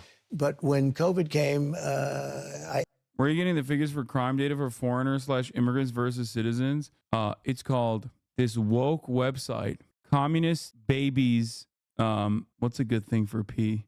Communist Babies for Poverty.gov. Or the other website that I also like to go to is democratichomosocialism.gov. Yeah, cbp.gov, dhs.gov. One stands for Democratic Homosocialism.government, and the other one stands for Communist, I don't even know. Communist Border Policies.gov. I made an unbelievable trade deal with China. They have to buy $50 billion of our product every year. It was nobody could believe I got that deal done. I don't even talk about it because of COVID. I don't even talk about it. That deal is unbelievable. And what's happened now, our farmers have been hit because Biden hasn't pressed them to honor the deal. You know, I used to, every day, Yeah, but those stats have issues because certain cities and states weren't giving info to them. Wrong. True and not true, because they're making up a majority of arrests in New York City. We're not talking about arrests. We're talking about literal murder and crimes, okay? That's number one. Number two, wrong. That is actually you're mismatching your talking points. Let me tell you why, okay? The Republican talking point is the local law enforcement, especially in big cities like New York or Los Angeles, are not actually sharing all of their data with the FBI, because the FBI tabulates all of the crime data year over year. This, having said that, is still false because those departments still release their data individually. So while they're not a part of the broader database that the FBI puts forward, it's not like they're hiding their crime rates, dog. You can go to the FBI website and actually find their crime rates personally by looking at individual police departments. You can still have access to their crime data. It's public. So you are mistaken in terms of like crime data being hidden somehow. Okay, so you're wrong on that front, and this is not about immigrants anyway. get up. How much did China buy today? Sir, I'd call him up and say, you're behind. You have to buy 50 billion. Do you think Biden does that? Biden's sleeping. Yeah. But over the last week, I have, we talk about funny or sad. I think it's more sad than funny. Yeah. He has one ability I don't have. Yeah. He sleeps. He can sleep. This guy goes on a beach and he lays down on one of those, 6 ounce, they weigh 6 ounces and you can't lift it. Yeah. They're meant, no, they're meant for children, young people, and old people to lift. Yeah. They're aluminum, hollowed aluminum. Yeah. They weigh very little, and he can't lift. And somebody convinced him he looks good in a bathing suit. And when you're 82, typically bathing suits aren't going to make you look great. You're not going to be enhanced. Yeah. All right? It's just one of those things. I can't be sure about. You motivated to do my college essay about this, and further research shows how correct you are. Also got a full score, so thanks. You're welcome. The notion that local police departments from major cities like NYPD in New York or Los Angeles Police Department in LA would be hiding their crime data from the general public is such a funny and immediately disprovable conspiracy theory. And it doesn't matter because the Republican Party is not even trying anymore. People just take whatever the they say for granted. Like, it is literally the funniest, the fastest disprovable lie that you could make. And yet people still follow through on it. It's very, very funny. I don't even know where it came from. Like, I don't even know how it began that like these local departments would just like refuse to reveal their arrest records and their crime data in general. I guess Trump said it at a certain point and people just like ran with it. I don't know. Because that's too stupid for the Heritage Foundation to cook up. Oh, did that guy respond to me, by the way? The one I responded to? My parents say it, so Fox News or other MAGA networks. It's additionally funny because like cops are 86% Republican historically. Like cops are notoriously a monolithic voting bloc for the Republican Party. So then or when you point to like Customs and Border Patrol data, okay, or you report or you talk about like cops like hiding this information, I get it. I get saying that about doctors because they're like gay and woke, right? They are educated, which means they're probably libtards. But like now you're just shitting on cops. They are your guys. I think the conspiracy started from the FBI statistics, not including certain data in the calculations, not necessarily that it was being withheld. It was just a way of calculating the statistics. Of course, the nuance is lost on the hogs. Yeah, I think big cities don't reveal like demographic data of who they arrest. And that's probably what it is. That's like where this conspiracy is coming from. Yeah, crime statistics no longer include data from 30% of the country, include the biggest and most violent cities. In 2021, the FBI required police departments to report data using a new system.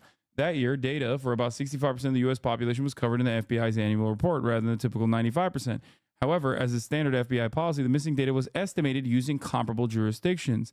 In 2022, the FBI data coverage returned to 94% of the population, and the preliminary numbers for 2023 and 2024 signal that the level of police department participation should continue. The FBI's data trend lines have generally tracked the patterns in data compiled by other groups that were not affected by the FBI's methodological switch.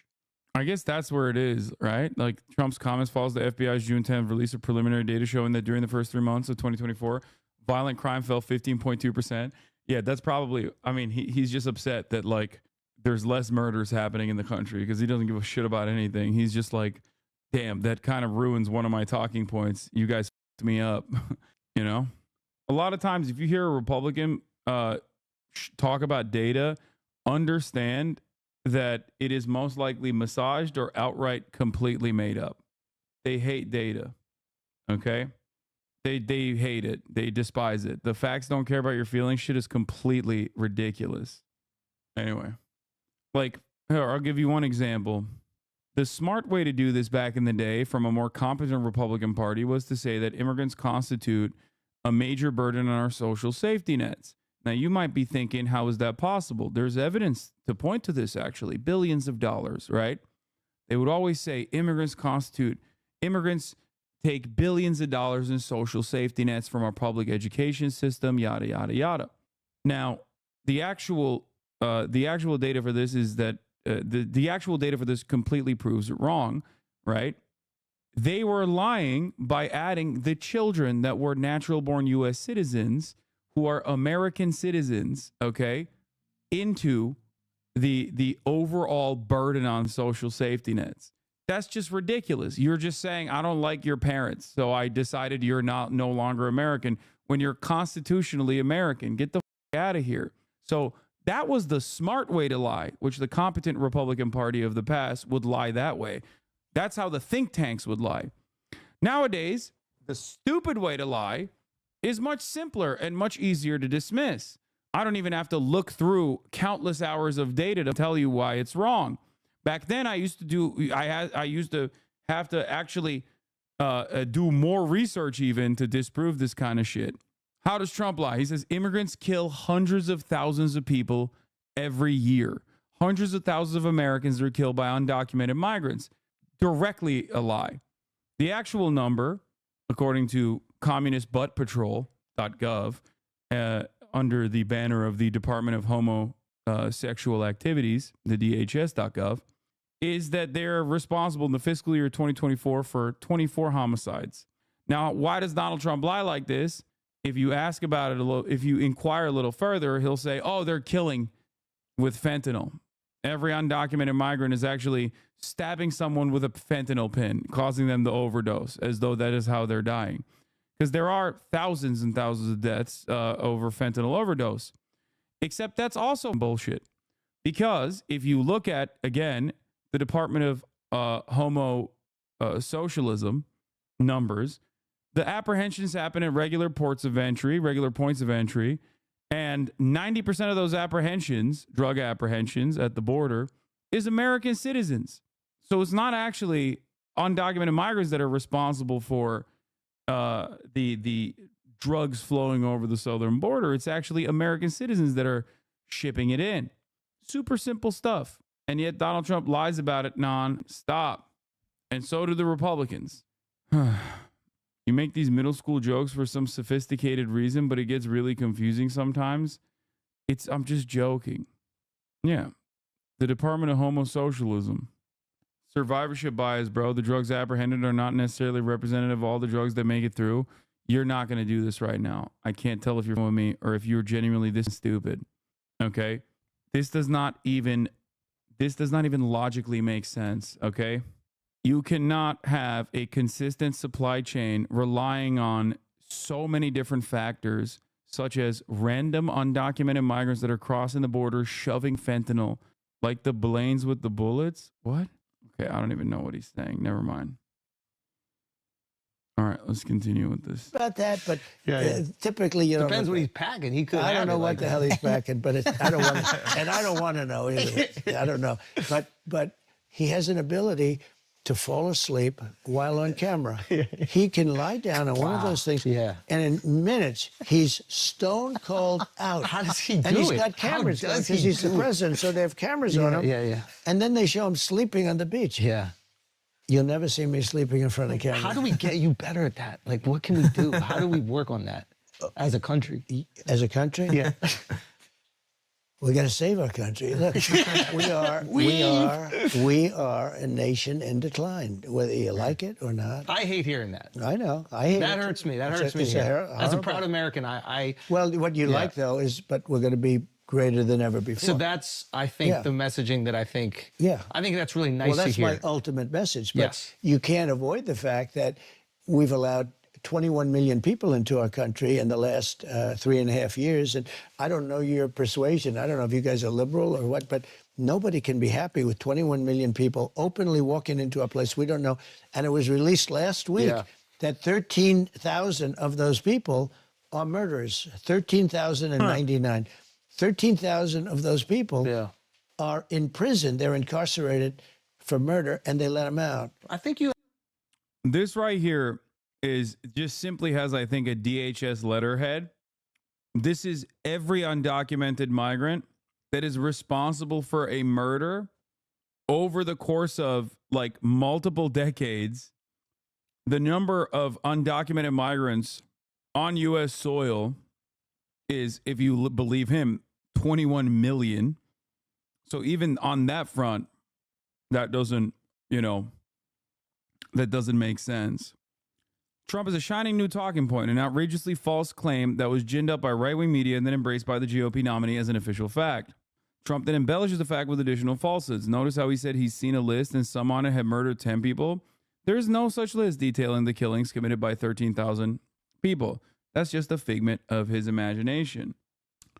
Sorry, chatter. Your Fitima joke is not going to be fitting in this chat. Okay, I got it. You were really invested. You really, really wanted me to go, what's Fitima? But you are now permanently banned from the chat. Okay, because you spammed it way too much. Not only was it low effort, but also, ridiculous. Here's the truth. Most of these killers are in detention, not prowling the streets, and have been since before Trump was president. Exactly. On September 25th, acting ICE Director PJ Lechlitner responded to a request from Representative Tony Gonzalez, made in March for data on the number of non-citizens with criminal convictions on ICE's non-detained docket. As of July 21st, he wrote, there were 662,000 people with criminal histories, convicted or pending, not detained by ICE. In a breakdown by crime, he noted 13,000 people were convicted of homicide, were not detained by ICE. 2 days later, Gonzalez tweeted the letter, highlighting a number of killers. Americans deserve to be safe in their own communities, he wrote. Okay. His tweet was immediately interpreted by right-wing media and Trump campaign as saying these killers entered the country during the Biden administration and were on the loose and roaming the country. The letter did not say that these criminals were not in custody. The non-detained docket refers only to individuals not detained by ICE. In fact, in the same letter, Lecklittner told Gonzalez that ICE's detention capacity was 41,000 beds, showing that there was not enough space to house these criminals. As of July, 21,277 beds were occupied by convicted killers. The Supreme Court ruled in 2001 that ICE could not detain people indefinitely. So with little space available in ICE detention centers, many criminals convicted of serious crimes are shipped to another facility to serve out their terms. Some non-citizens on the non-detained docket may participate in the agency's alternatives to detention programs, which generally track people with GPS monitors and a SmartLink phone app. But murderers, understandably, would not qualify. Oh, sorry. As of July 21st, 277 beds were occupied by convicted killers. I apologize. That was, I'm just like reading through it. Okay, you can't blame me for that. The way he... 277. A 2021 Biden administration memo made detention a priority for non-citizens who pose a current threat to public safety. Moreover, these non-citizens include people who entered the country legally with a long-term non-immigrant visa or earned a permanent U.S. residency but were convicted of a crime. There is no breakdown about how many of the non-detained docket entered the country illegally, but one cannot assume, as Trump does, that these are all undocumented immigrants. The answer is, the actual data, rather, is that over the course of many decades, there are 13,000 people who are now no longer documented. They might have been documented or even legal permanent residents that have done the crime of murder. This did not happen under the Biden watch. This happened over the course of many, many decades. And these people are obviously serving their criminal sentence in prison. If you thought at any given moment that an undocumented migrant that did a murder was released back into the streets, I can convince you of anything. Okay? There is nothing I can't convince you of. I could tell you that tomorrow China is invading America, and they told me about it, and in secret, by way of TikTok messages, and you would believe it, okay? I could tell you Mudang is a psyop to do soft power for Thailand, and you'd be like, Dad, that tracks. I believe it. It is one of the stupidest things that you could ever believe. And you want to know what's sad? Even my uncle kind of believes certain aspects of this talking point. He literally thinks Gavin Newsom released 75,000 rapists and murderers into the streets of Los Angeles. And that is not only a liberal man, but that has a Columbia law degree. He got an undergraduate in Wharton, okay, where Trump also went to, and then followed through on his higher education pursuit and got a law degree from Columbia. That man who has committed his entire life to being a progressive spokesperson literally also thought, I don't know if he still does, but also thought that one, Venezuelan migrant gangs have overtaken a Aurora, Colorado apartment, and that Gavin Newsom literally released 75,000 criminals, some of which were rapists, drug dealers, and murderers, into the streets. I tell you this story because I need you to understand that you can be victim to propaganda so easily. Okay? It's very simple. Before you know it, if you lean on that reactionary dog in you, that part of your brain that says, this sounds like a real thing, and you don't follow through on that pursuit by researching the subject matter, or rather, if you research subject matter and your research is Facebook memes, you too can be swept away by reactionary sentiment. Okay? That's it. The data in this letter is being misrepresented, said the Department of Homosexual Sex. Wow. The woke police at the Department of Homosocialism openly came out against this letter. that didn't stop the Republicans from portraying this letter in a ridiculous manner. In a ridiculous manner at all. They did not stop. They kept saying it. Trump just said it in front of Andrew Schulz. The data goes back decades. It includes individuals who entered the country over the past 40 years or more, the vast majority of whose custody determination was made long before this administration.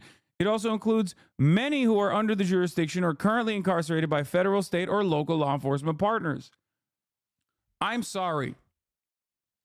I hate to say this about your uncles and your aunts and your parents or your friends, but if you or anyone you know legitimately thought that in the United States of America, someone who was previously a legal permanent resident or an undocumented immigrant that entered the country illegally did a heinous crime such as a murder, and then the American government went, go right ahead, sir. We can't prosecute you. We can't detain you. You are the biggest idiot on the planet, okay? That's it. There is no other way that I can have a conversation with you. I need you to understand. Anyone that believes this is so stupid. Just lie to them. The only people that get to do that is Israel and some Gulf monarch family members. That's it. That's it. Those are the only, you're not making much sense, to be honest. I'm not making sense. You think that the American government is letting undocumented migrants who have done homicides out into the streets? Like, undocumented migrants are some of the poorest people. Probably. Oh my God. Oh my God. Oh my God. They don't even have adequate legal representation. How the fuck are they? Oh. So therefore commit the most crime, you dipshit? Probably legal system. Dude, you have the working intelligence of a potato. Okay? You are barely sentient, dude. You're just saying things that you think sound smart now. This is incredible. Bro says source, legal system. The American government routinely executes people that are declared innocent after the fact. The American government does this extrajudicial killing by way of the police force, and it often does it in its criminal justice system, like the case in Missouri. You think that same exact criminal justice system is letting criminals go because they're undocumented? That is insane. We have an unimaginably reactionary white supremacist criminal justice system. One guide by a troll. As a person who used to work on asylum cases, y'all have no idea how quickly and how much money the U.S. spends on deporting people expediently. Yes. Oh. This is a good question. Ask them what would be the benefit in their logic. Yeah, that's just a fun experience for us, though. I do want to ask that to the next Trump supporter. They're probably going to say, like, because they want to kill white people or something. I don't know. They want their votes. At least this guy said, you right. Oh, man. When undocumented immigrants commit crimes, they get a nice detainer. So either they go to jail, then get deported, or just get deported. No, usually they just go to jail. Okay? Because there's no clear indication that you're going to stop them from entering the country illegally again. So no, they just go to jail usually. They'll get deported after they're done serving their sentence. It's so crazy, man. It's crazy. It's a crazy thing. Let's see what else he support said. on this, though. I think everybody, Tremendous support. regardless. I think I'll let you know. I'll let you know on November 6th if I have support. Yeah. But the day after the election. I don't think November there's 5th. pushback. The most important day. Yeah, no, I think people are agreeing they want a strong border. And I think I don't think that's an issue that's like tearing the country apart. But I do think that there is something there are some people that want to open, and they're either But they're like politicians that are getting some sort of reinforcement through this. The average American, I don't think, is going, Or we they hate need our an country. open board. Yeah. I think only a person that hates our country, actually, maybe it's a down deep hatred, can want open borders. So we took in more than 21 million people in the last 3.5 years, and we have no idea where they even come from. They're terrorists, they're drug dealers. You know, in Venezuela, and it's not just South America, but take Oh, he's Venezuela. going to start saying Venezuela is no more crime. Venezuela, no more crime. Maduro, he's erased crime. How? By sending all the criminals to America, which I allowed by doing TPS to Venezuelan migrants. I ruined their economy with sanctions. And then in a political move, I said, come to America, I give you TPS, which he did. He literally extended TPS on his way out to the Venezuelan migrants. The only group that he did not extend TPS status to was Haitians, and that was after he had already extended TPS status to Haitian migrants as well. He just stopped doing it at the end. That's it. TPS means temporary protected status, which means if you are an asylum seeker, your claim will be heard expeditiously, and you will have the proper paperwork to be able to work inside of the U.S. Borders. So why does no one bring this up when he's going on his rants? Because a lot of people are dumb, dude. That's it. A lot of people don't know what the truth is, and a lot of people don't give a shit. And the Democratic Party is completely captive to this right-wing framing on the subject matter because they saw one poll that said Americans want to kill migrants. And they immediately were like, oh my God, we have to do 30% less migrant murder, but we have to do migrant murder. Like, we just have to do it. That's it. That's literally it. That's the real reason. If you want to understand it, that is where this is coming from. And also, Andrew Schulz doesn't know any of this shit. Of course, he's not going to push back. What do you mean? If Ro Khanna was shocked about some of the immigration data that I delivered to him in person at the DNC, then I don't expect Andrew Schulz to be like, actually, sir, what you're saying here is untrue. Venezuela. They've taken their criminals off the streets of Caracas, which was a very dangerous city. You couldn't walk across the street in Caracas and get a loaf of bread. Right now, it's a safe city. Their crime is down 72%. They've taken all of their criminals, almost all of them, and they brought them into the United States and dumped them. That's not true. He did give TPS to the Vuvuzelans before he left office, but the Haitians back in 2019. He also gave TPS to people at the top of the hour. You're pretty good at these usually, but not this time. Suck my dick. Okay? How dare you?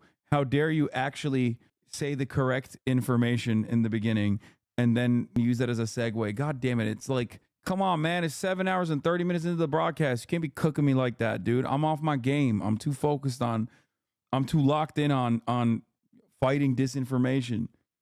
Asshole. Here's the 3-minute ad break now. Fuck you. That's not ending well. You know where some of them went? To Aurora in Colorado. And they took over the town. They took it over. The whole town? Oh, pretty much, yeah. You know how they took it over? Thank you for the 10 With gifted. guns. If they went into the real estate business, like me, I had to go to a bank and borrow. Yeah. They went in with guns. MK-47s, or they went in with... Another thing I'm like incredibly annoyed by all the like supposed liberal assholes that played a significant role in the tar and feathering campaign that that I've been receiving since like Russia invaded Ukraine is that created so much resentment, and that gave so much more ammunition to these right-wing Nazi accounts on Twitter to use their talking points against me on a regular basis, which now means these people like Andrew Schulz and so many others that are supposedly centrist, but like literally see shit on Twitter and get their notes from that, also think I'm not like a credible source of information. So you, if you truly did care about fighting against disinformation, have officially cooked one outlet in the minds of anyone that goes on Twitter. You did that. You played a big role in that, but the reality is you don't give a shit about misinformation anyway. You just are usually just a person with deep animosity. They went in Would have with been so much easier. weapons like nobody's ever seen before. You know, I think most people they are went on in with board. military-style weapons. They've taken it over. But I think most people are on board with deporting any illegal that has committed a crime. Yeah. Like, I think there's bipartisan support of that. I think that... You're literally profiling a homeless... What? You're privileged elitist, you stupid, is what you are. Clearly, you're getting promoted. You are genuinely a sick... Usually, so that white people in the South are afraid of mass white suppression.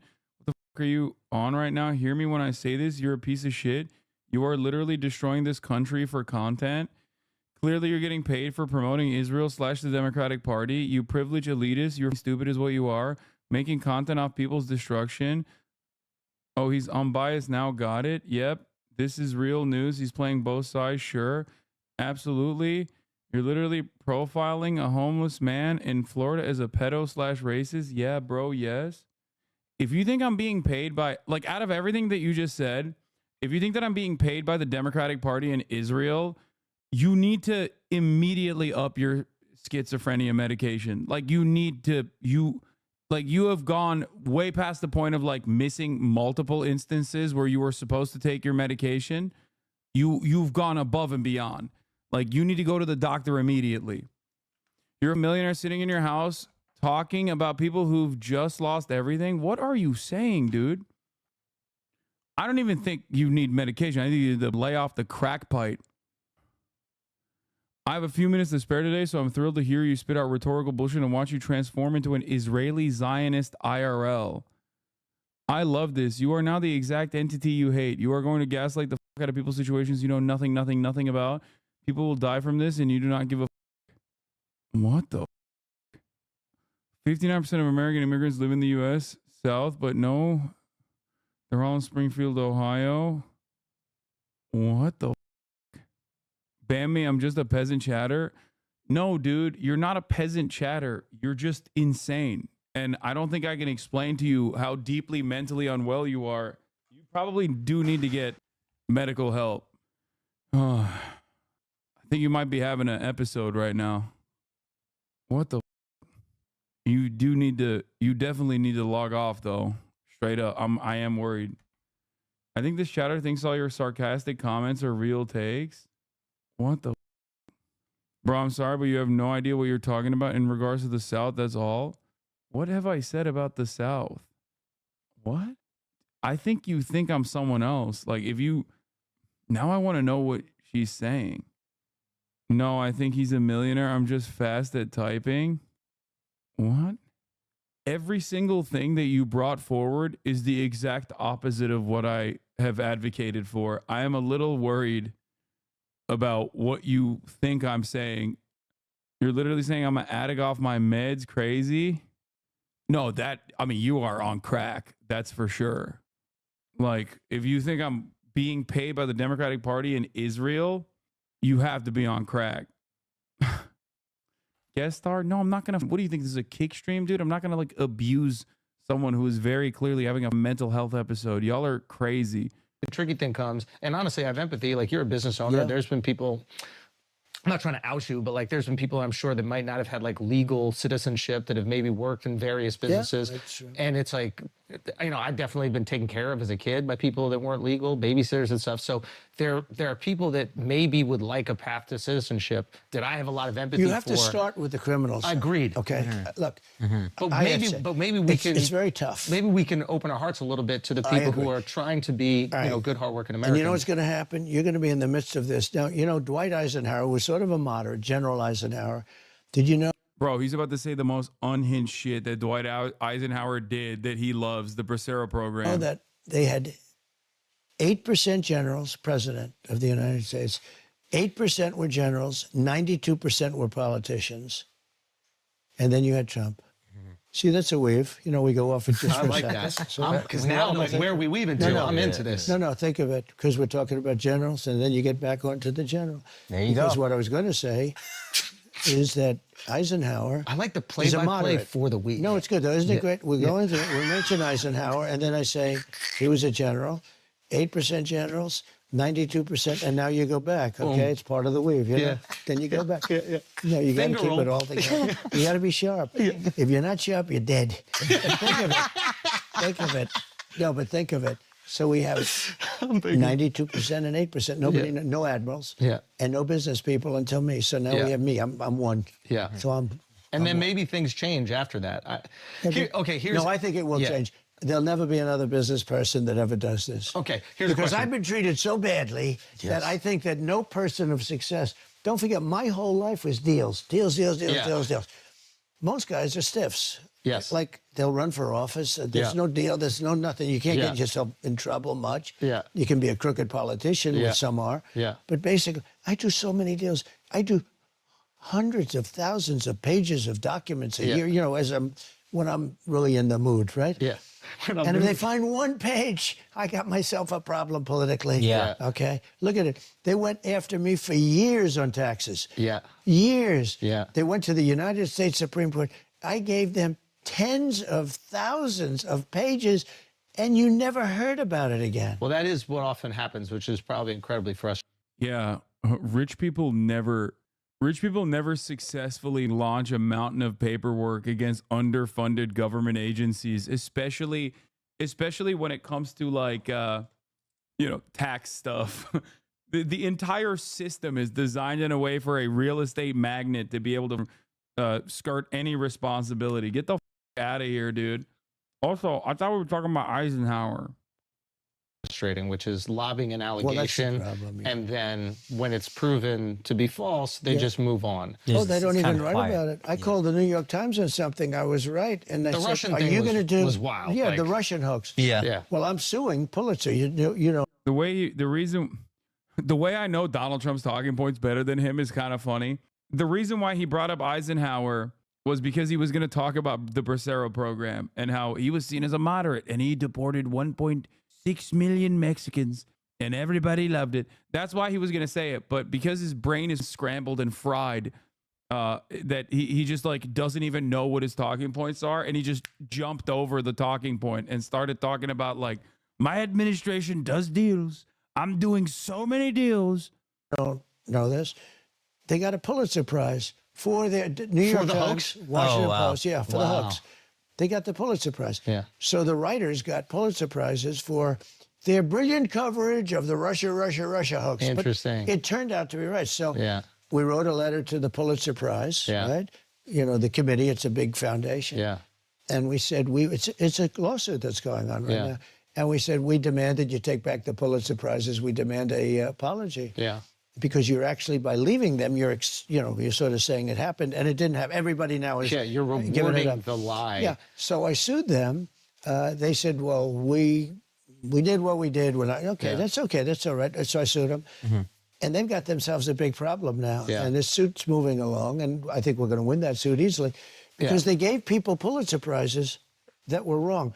Yeah. You know who should get the Pulitzer Prizes equivalent if you could? Guys like Sean Hannity. Yeah. Guys like, that there were numerous of them that, I mean, not as many as the fake news, as the very liberal media, but we had tremendous John Solomon. He's a great writer. So many people knew that was a hoax. They should get prizes. I don't know, Pulitzer Prize, because you don't give Pulitzer Prizes to a guy on television. Yeah. You can't get, in theory, a Pulitzer Prize. Yeah. Yeah. But you had a lot of people that got that right. They got nothing.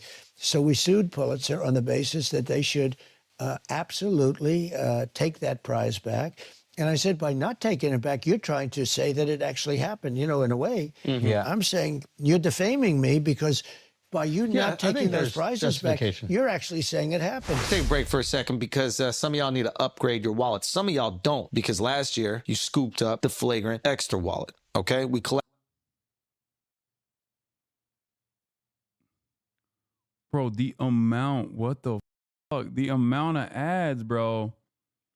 They're weaving in all these ads in between the bobbing and weaving from Trump. Because I know we have a limited time, but important thing. Like, How are we doing so far? you're doing great. You're doing amazing. Not They're bad. making us A wrap up. little We want bit- you for longer. yeah. No, this is great. I'll bet it's my people. You know, I do have other things, but I know you're busy, this but is, we're how interesting is this, though? see, this is the fun You know, stuff. he's a Yeah. Alex he's is an a good kid. influencer. Yeah. He's a good kid. You know, I asked him. I said, Alex, let me ask you a question. Sure. And I wasn't. Oh, thinking you're to not myself. telling him he's got I time said, now, yeah. Who is give him a little more time? What the hell? Can I override Alex? I don't know. Yeah. Unlike Biden, he can't. I can. I can do it. I can say, Alex, I'm doing it. He'll say, thank you, sir. No, Biden can't. They turn the cameras off with this guy. Do you ever see it? The cameras are off. The lights go off everywhere. Because you see, he's in deep trouble. We're in no trouble. Yeah. But I'll tell you what. I asked Alex. He's an influencer. You know, he's a big name influencer. I don't know if he's in this league. I don't know who the hell knows. But I said to him, knowing nothing about influencers, I said, who is the biggest of all the influencers? Sir, that's the easiest question you've ever asked me. Who is it?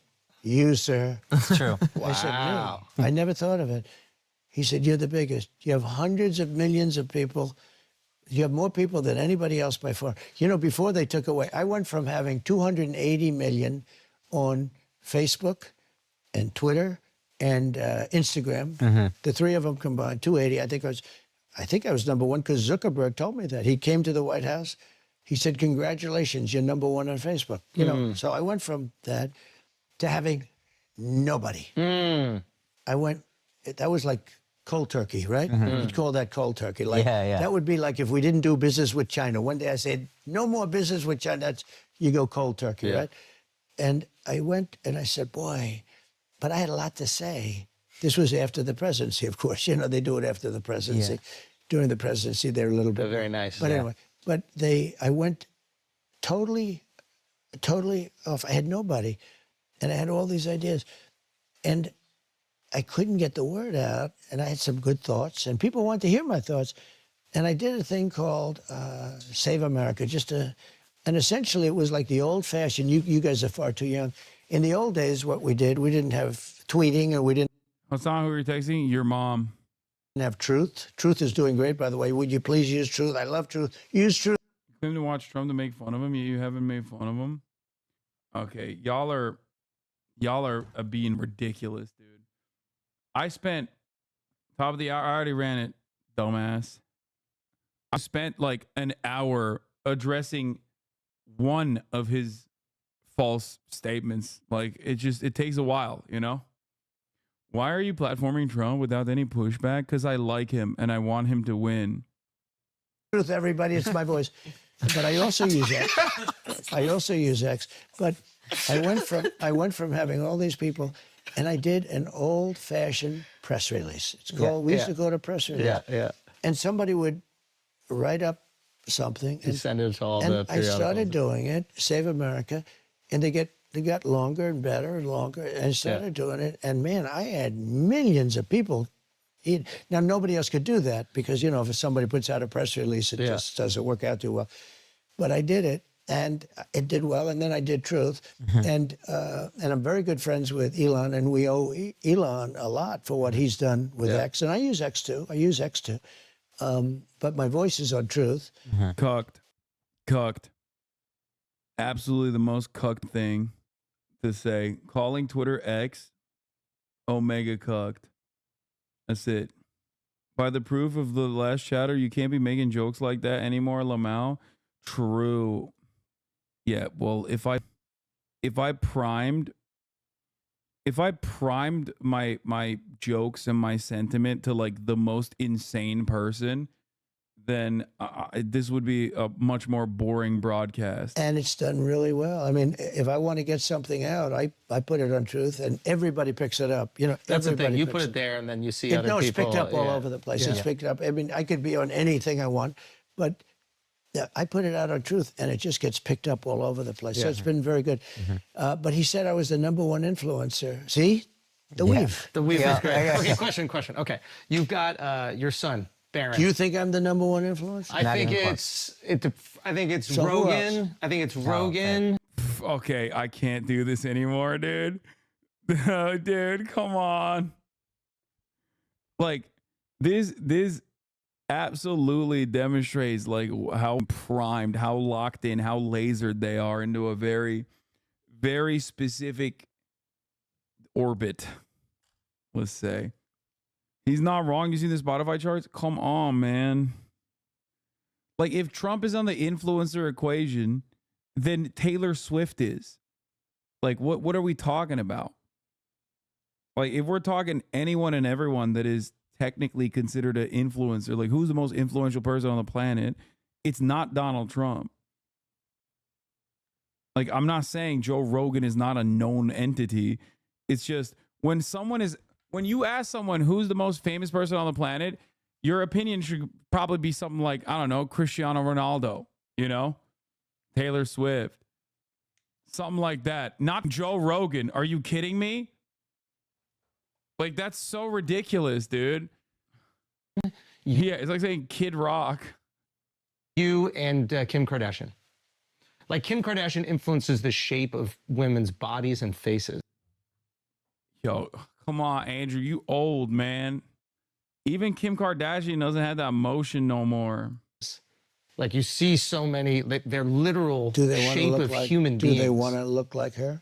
They want to look like her. So once we start, I love, dude, Trump gives moodang when he gets inquisitive, though. Like, it's my favorite. Like, look. That was a real question. I love when he gets inquisitive. Look. you and Kim Kardashian.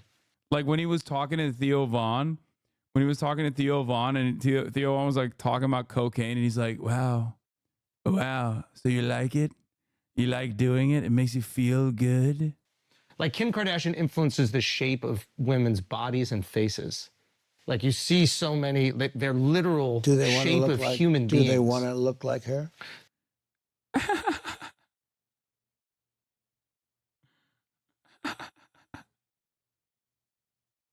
Do they want to look like her? What are these women doing? They want to look like her. So once we start seeing dudes want to look like you, Yeah. and I see young Jack over there, I think he's trying to do it. Yeah. Jack. Your Oh, yeah, TikTok guy. TikTok Jack. TikTok Jack. TikTok. Tell me. You know, this is a little new world. I call him, his name is Jack. I call him TikTok Jack. I'm good with names, you know. You are. You're very good at You that. are. You are. Oh my God, Glaze!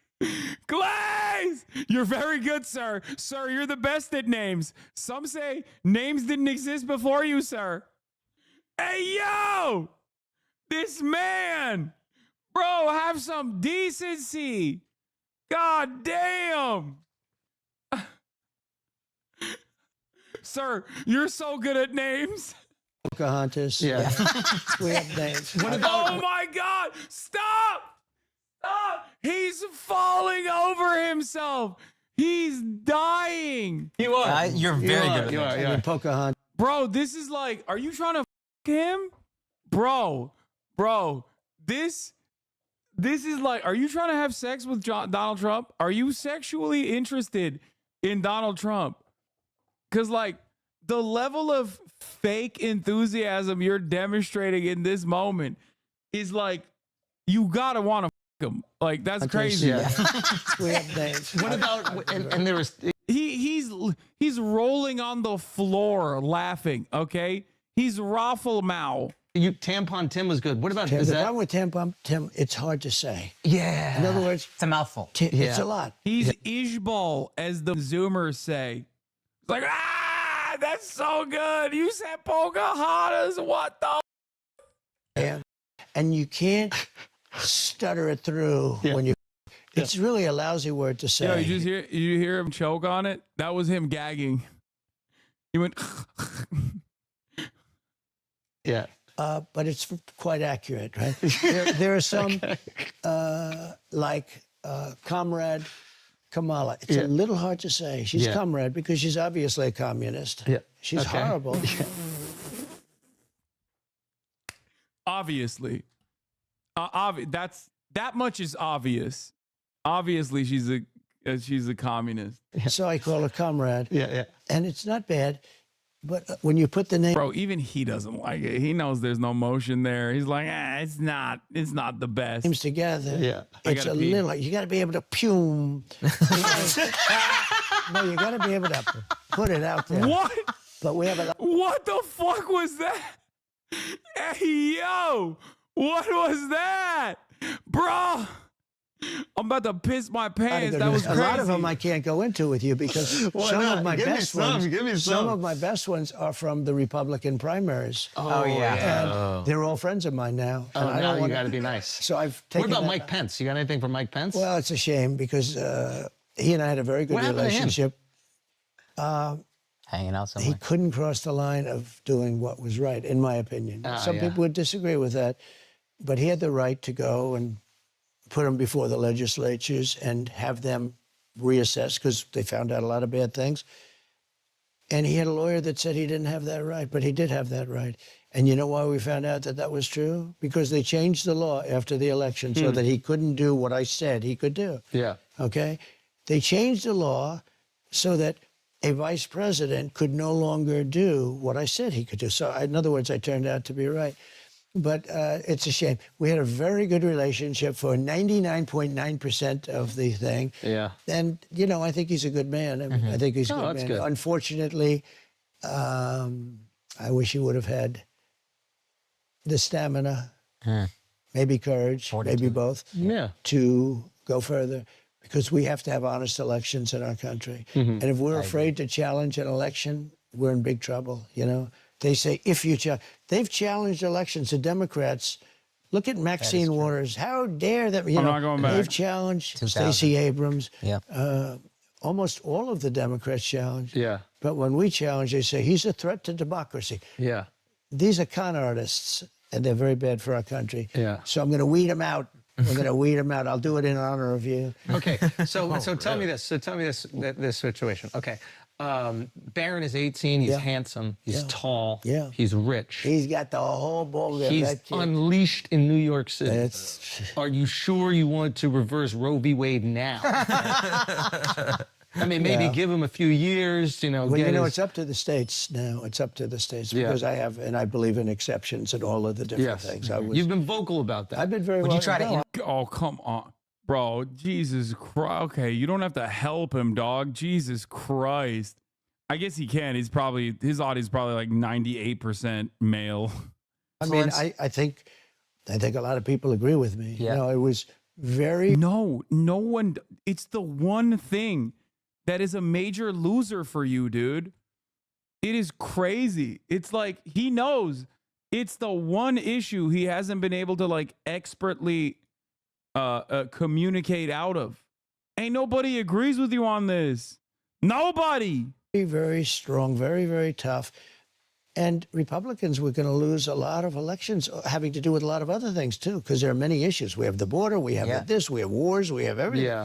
Yeah. And Roe v. Wade was always about getting it back to the states. Yeah. And then people started talking about the number of weeks and this, that, all these. But nobody wanted, no legal scholar, no Democrat, no Republican, liberal, conservative. Nobody wanted it in the federal government. It shouldn't be in the. Okay, by the way, this is giving Kamala a little bit. Like, this is bot behavior. Every single talking point so far, with the exceptions of like him going pew, has been just the same exact shit that he said at the debate. Speak for yourself, bro.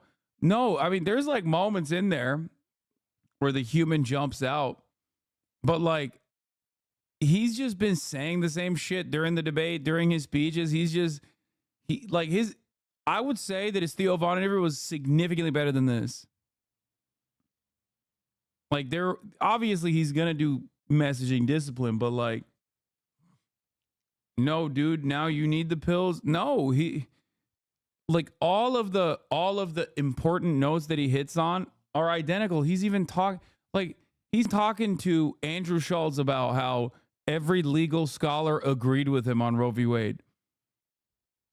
Like, that's ridiculous. That's, first of all, like, you don't even need to bring that shit up, honestly, because it's bullshit. But like, why are you bringing it up in this situation? The federal government. And the legal scholars, it was abhorrent. They didn't want it, and they didn't want it in the federal government. They didn't want it, and they didn't want it. Now, and it was in the federal government. I know you said, sorry. What we did is, we moved it back to the states and a vote. Bro, this also kind of sucks because it's like, I think his motion is,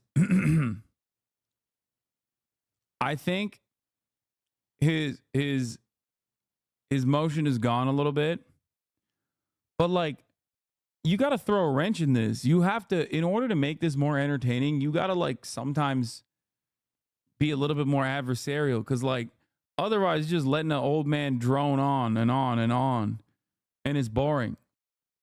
Keep him on his tippy toes. That's why Donald Trump has to come on the broadcast, honestly. That's what I think. He has to come on the broadcast so he can make some content. You kind of did, but you missed it. Did what? All right, I'm tired, dude. You really want him in your house? No, I'll do it somewhere else. I'm done. This was too much for me.